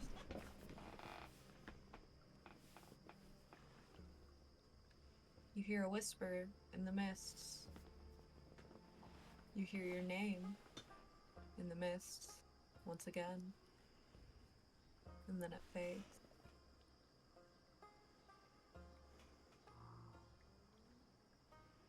He just sneers at it, but continues watching, doesn't say anything.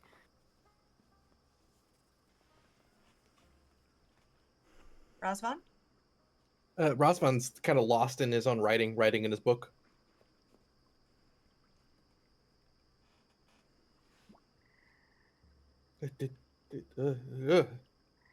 Well, I don't realize how much time had passed. Did you find anything? We have found food, which is good. Just have to retrieve it. And we found a small profit for Lychee. As he'll just walk back. Perks up at that.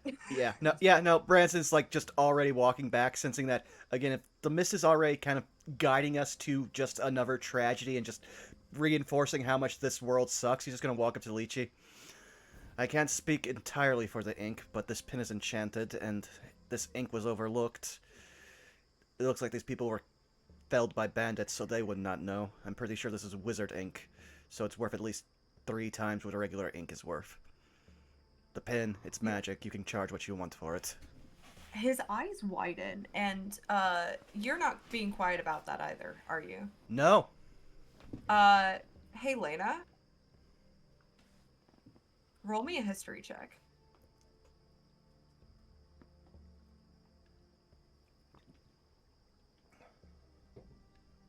Oh. Did we lose him? Skelly? My mic. Weird. Oh. Yeah, I had to cut it back on and off. Sorry about that. You're fine. You're okay. Yeah, no, you're good. You're good now. Could you repeat that? I was fussing with the mic. You're good. History check, please. Okay.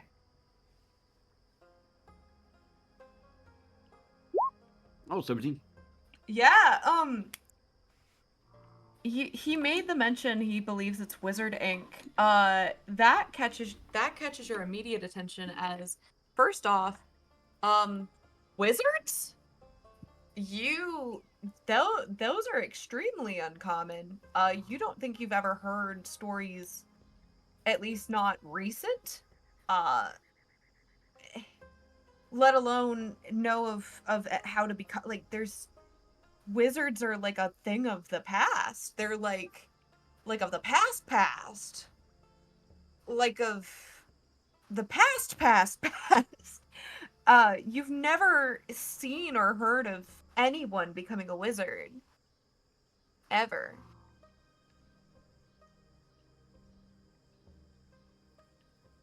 He hears Branson calling about this and says, "Wizards?" She says, like, quizzically. Yes, spellbook, hat, sometimes robes. There hasn't been a wizard seen around here for a long time. How does Lychee react? Because at that point, Branson's actually looking at him. Oh, he's again staring at the quill and the ink, like dumbfounded. He didn't say anything. He just kind of slowly nods. Best say, because you know what I have talked about. Branson's theory is about Lychee. It's gonna get me every time. I'm gonna keep calling him Milk. But Tres leches, yes. but that's when he's going to fully like just be inciting him to get a vibe on what you know my theory is on him. I mean, you're welcome to. Yeah, there it is. That's a 20. He's dumbfounded. He's the he's. It's like, you know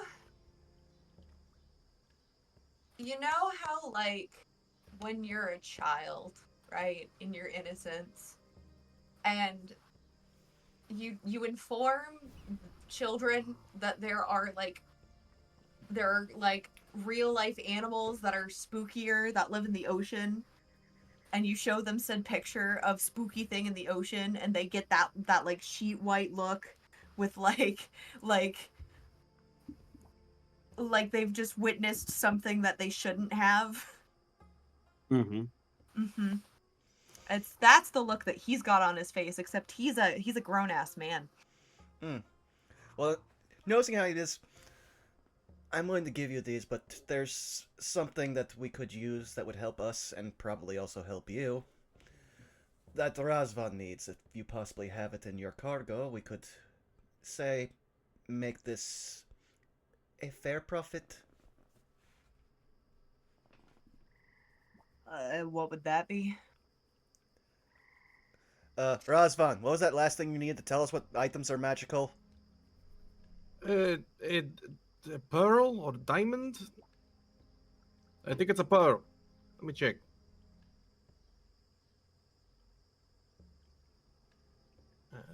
Somatic components. Not somatic components. Material components, that's it.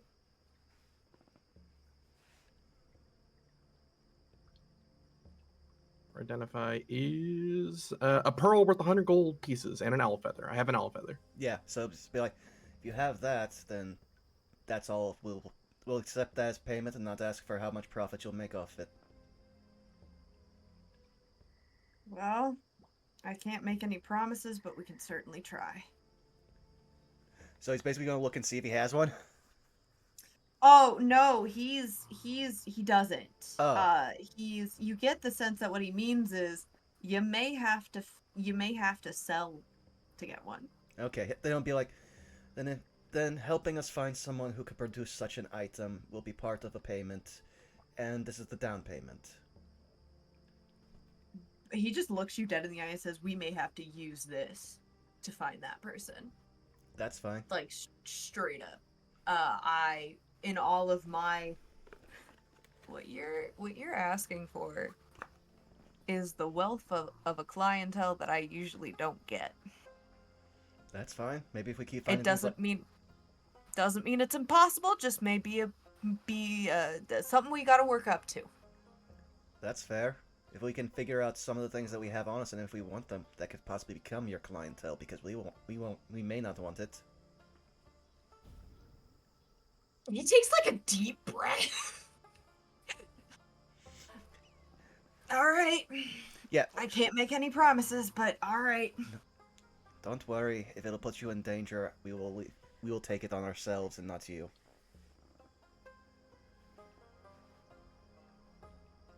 You're doing enough for us. We're doing what we have to for you. That said, how's the animal doing? Great. Proceeds to demonstrate the ox who is currently trying to get the apple. Right, yeah. Then he'll be like, then take as much rest as you want, and we'll take as much rest as you decide for us. And Branson will just, at this point, Slav squat against a tree and just start drinking from his water skin. As he will put the 3 bottles of ink and magic quill. Correct? Mhm. Yeah, I just had to add that to my sheet, so yeah, okay. He will put that into some of his pouches and just let everybody else rest as needed.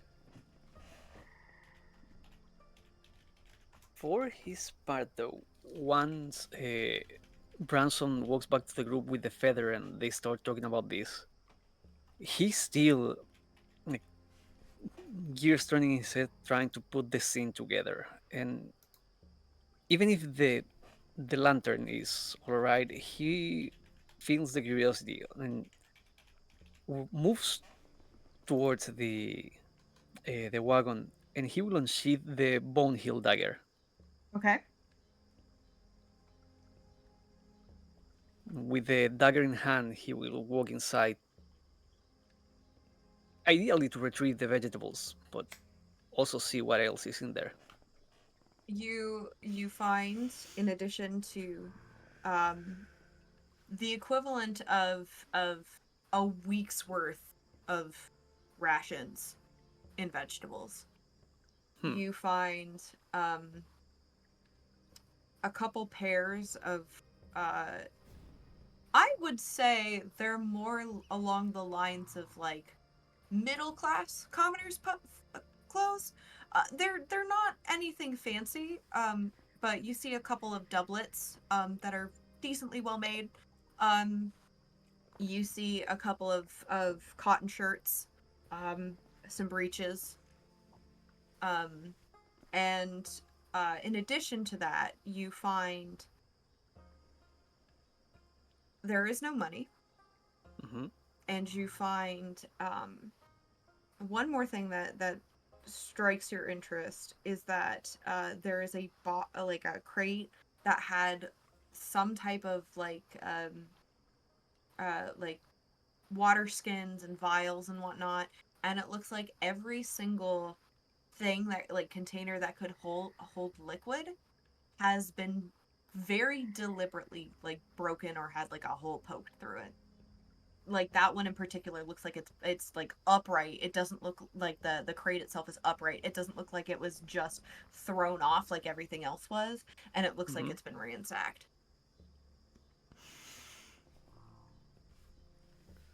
They were here for this. Why, though?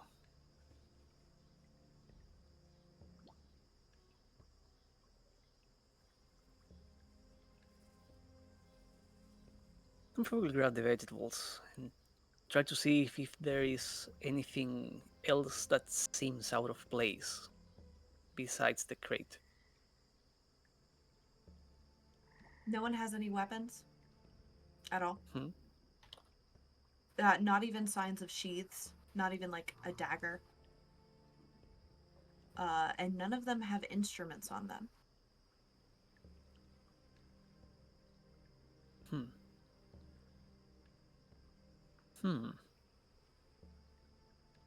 Weird question, but the what I can see in particular with stuff like water skins that would like have a more visible kind of damage than glass that is just broken. Does the cuts seem like they came from outside or from the inside? Outside, definitely. You don't even Yeah. need a roll for that. Hmm. Like someone took a knife and slashed them. Hmm. Hmm. All right. Humphrey will sheath the bone dagger and walk outside with as many, like, it's a week worth of ration. Is that just one crate, or is like, It's just the one crate that you can see that has food in it. hmm? Everything else looks damaged upon repair He and will or carry that. ransacked. He will carry that in hand and walk towards the rest of the group, particularly towards Lychee.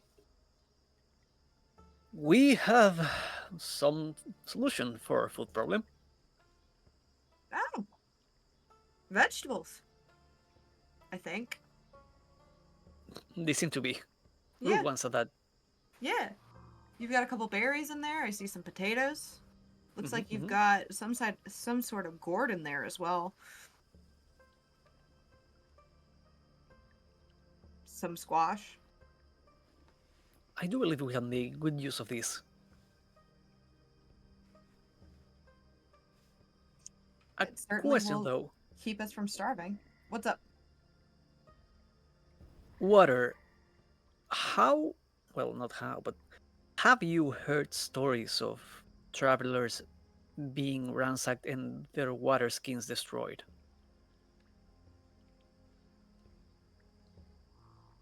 Gonna make me roll some dice here. How could you? Listen, we keep Lychee on his fucking toes. Water skins specifically, no.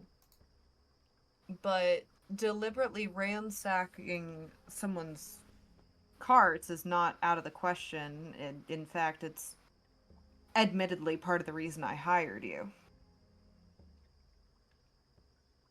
It's not uncommon, if we aren't careful, um, to uh, be met with unwanted company.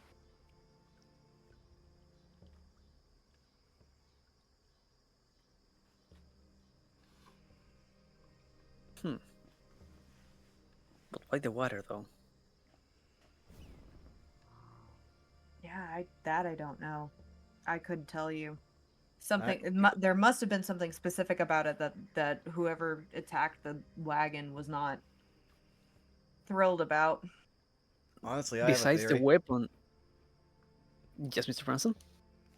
Simple. I find it weird that wizards are so foreign to this place. Because you have a cult that worships necromancy. Necromancy is a school of magic practiced by wizards. And that leads to water some. How? I don't know, but we don't know anything about this cult with no name. But this could possibly be the second of their caravans that's been ransacked, and if they needed to destroy things rather than take them, I would assume it was something that was vile and basically worthless, because also all their coin and weapon were taken. You would both note, and Lena, this would also catch your attention because if they were to point it out, but none of them were wearing black cloaks. Hmm.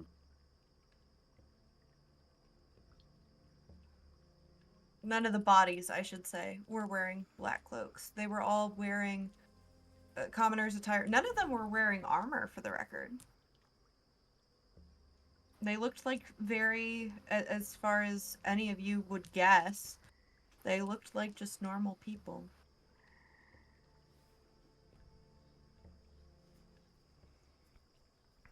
That is just like they did not have any armor, no signs that pieces were removed. Because usually, like, you have a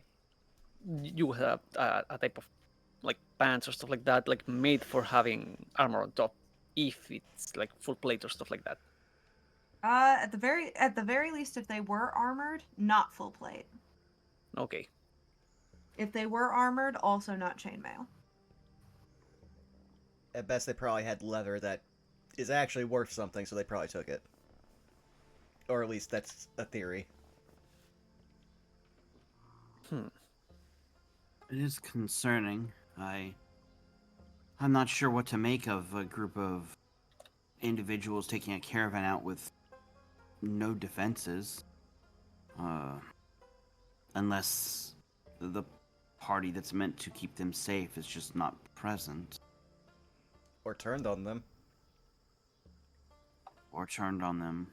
Maybe could have been something more sinister. Perhaps it might have been a group of sellswords or something that took a job and then just killed them outside of town. But I'm not sure what to make of it.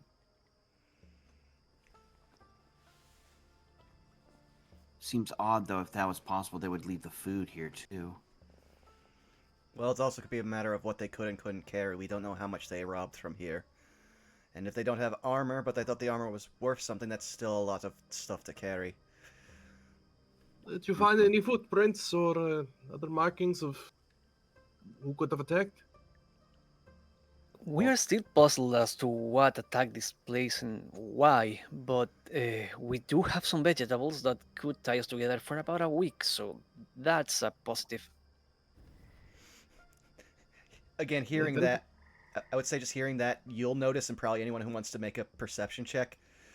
Branson makes a face, and then depending on who wants to see it, you'll see the face. I will.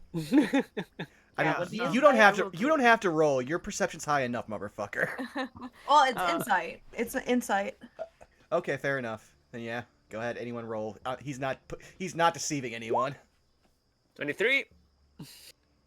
I'm going to as well because Ophastiel's been kind of keeping an eye on him. It'll be a 13. Insight, not perception. Oh, whoops, my bad. You're good. I can't read. 15. Okay, if anyone else wants to roll, now's your time. Okay. Brosvan wouldn't have any reason to try and deduce what's You're going fine. on. I also remember when I said that I was talking. I was talking about something you could see, and I was talking to Lena. Yeah, I'll pop one real quick. Give me a sec. Okay, go right ahead. Insight, right? Mhm. Eh. I'll say it's pretty low, but also, unless you're using Vern, you probably wouldn't notice. But Ophestiel and Humphrey, you see him make the wano disgust face at the idea of only eating vegetables. Figured that was the case. Again, oh my God. this guy might be very carnivore, and so he was taught to eat his vegetables. He never liked it because it's not for his taste profile. Oh, he just needs him to be cooked better.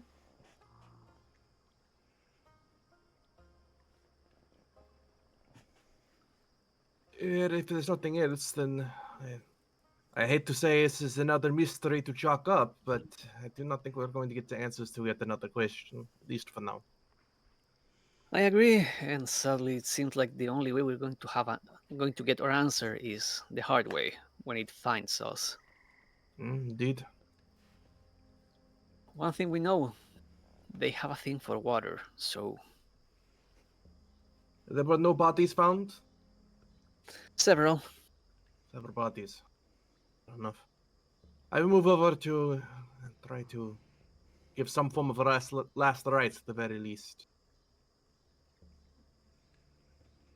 That is a kindness that I am sure they would appreciate. Do you need any help with that? I suppose we should bring their bodies to at least the ground, assuming that they are not in multiple pieces. They seem to be whole, most of them. Yes, if you could help me move the bodies into the forest. Humphrey nods.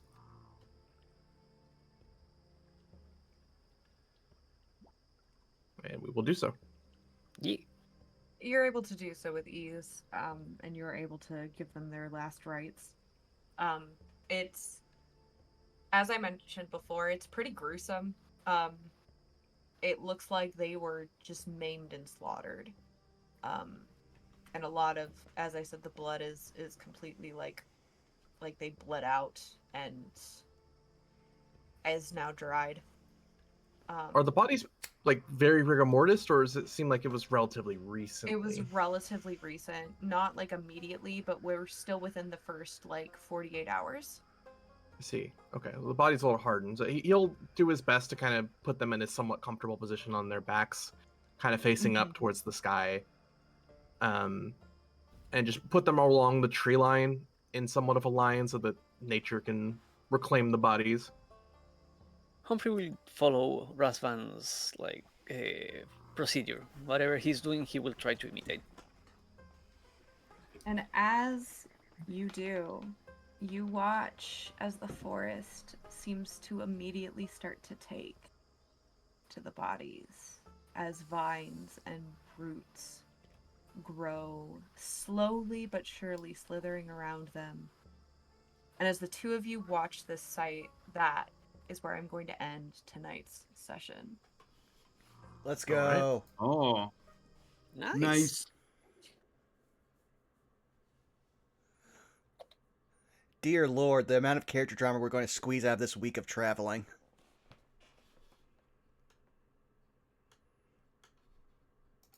I mean, it's either that or walking silence. What's your pick?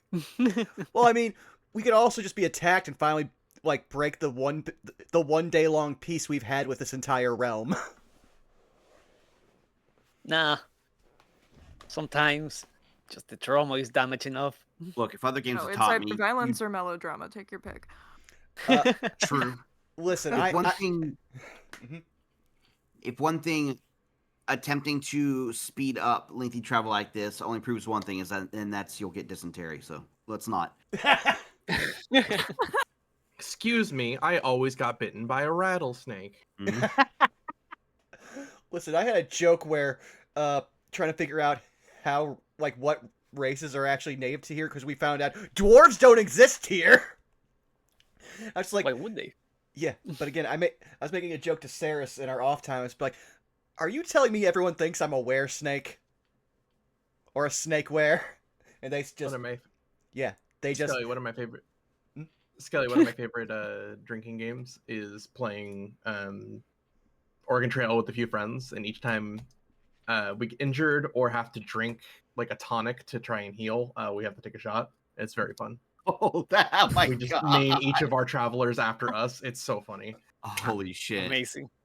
But yeah, I Oh just my want to say, God. when I asked Saris that, all they did was give me the menacing uwu,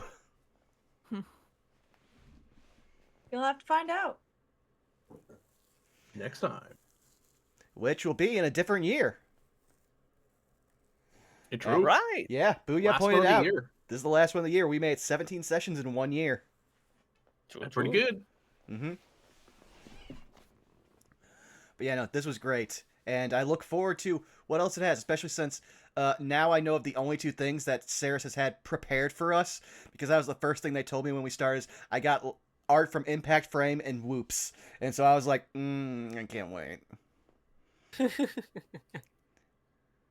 I gotcha. So it's time for us to start wrapping up. Kaz, where can people find you? I'm Catastrophe Cos. You can find me mostly on Instagram. I do have a Blue Sky. I do have a Twitter. I'm up to a whole lot of nothing, and I'm really excited about it. But in the next year, I'm planning on a bunch of bigger things. Potentially a shop launch. Definitely a lot of competition builds. So Ooh. if you want to watch me suffer through all of those, then Instagram is definitely the best place to go. But yeah, other than that, that is me. So I will put Citric on the stand. All It's rise. me. Throw your tomatoes. I have done nothing wrong. I have nothing to be ashamed. Fuck your stand. But yeah, no. Hi, I'm Citric. You can find me pretty much anywhere at Citric King. Anywhere being places like Blue Sky, Twitter, Instagram, etc., etc. I had a commission slots open, but they have been filled. So thank for people for doing that. Other than that, yeah, no. Here, looking forward to have our next session on next year, and that's pretty much everything from me. Just hope everyone had happy holidays and looking forward to a happy new year. So, I guess I will bother Zan. Bother me? You're never a bother to me, Citric. Then I am not trying hard enough. Fair enough. Well, you can find me over on my Twitch channel, twitch.tv/analystgrim, in about 30-ish minutes. Got a few friends who Ooh. want to play some Void Crew with me, so we're going to do that on stream. So if you want to hear us recite old sea shanties and or explore space as a crew, that'll be there for you. Monday, over on my channel at around 7 p.m. PST, we'll be getting back into Star Wars Souls, which is a D&D game I run with a few friends of the channel. And Tuesday, over at twitch.tv/distortion devil at around 2 p.m. PST, we're going to continue our playthrough of Vecna Eve of Ruin. And lastly, Thursday, twitch.tv/Xanos, or not, sorry, twitch.tv/Monty Glue at 7 p.m. PST on Thursday is more Dungeon of the Mad Mage. And I do believe twitch.tv/Unexpectables on Saturday will have Gateway. A lot of games coming back, a lot of games still on pause, so it's difficult to say what everyone's schedule will be, but look out for those. And I believe that's me. So I will throw it to Saris. Hello. You find me all over the internet at TixTixel, where we're doing a lot of art.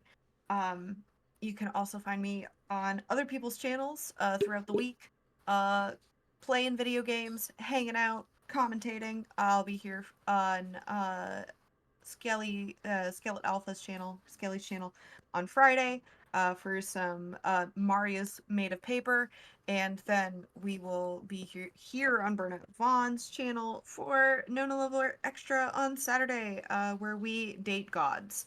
Yeah, that's about all I'm doing as far as like right after the new year. Bringing us to Skelly. Oh, hi. Scaly Alpha on Blue Sky and Twitch, and be found on the same name under Lena's banner. Basically, what you heard from Saris, Friday is going to be the Paper Mario Randomizer returns. As we get back into it after I found out what was blocking us, a simple mishap on my part. Monday will be returning to Pacific Drive, and Tuesday is going to be a collab of Helldivers 2. Rest of the schedule is still pending. I will probably have it up in the Discord, in my Discord, probably tonight or tomorrow.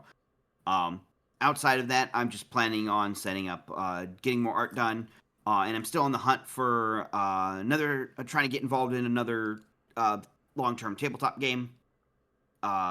As I have a lot of free time on my hands, and I need to do more tabletop. And that's really it. Like, if y'all hear of a tabletop game that needs a seat, throw it my way. And I believe that will make it. Right? Is that everybody besides Burnout? That's everybody but Vaughn, yeah. Okay, your go, Vaughn. Yeah, hi, thanks. You already found me at twitch.tv/Burnout Bond. You can find me on Blue Sky, YouTube, and on Patreon, Burnout Bond. Well, on Patreon, it's Burnout's Bar. But with that being said, not much happening. Just basically nothing until No Love War Extra on the coming Saturday. Though I will have to keep a tab on Phase of Our Lives because we shouldn't be playing this week, but I'm not sure how people are feeling for Tuesday, so we'll see. With that said, it's time for us to raid, and so we're going to raid a good friend of ours who's also playing some D&D, one Farting Tart, who is getting near the end of a several years long major campaign. So, yeah. Shit. War of the Shattered Sun Raid is just message. about to end. They're over 100 episodes in. That said, what should our raid message be? Uwoos be upon ye. Uwoos be upon ye. Yes, that's perfect. All right. Thank you Uwoos all be for coming upon you. out. We will see you again in the new year. Thank you. We love you. Bye-bye. Bye. Bye. Bye.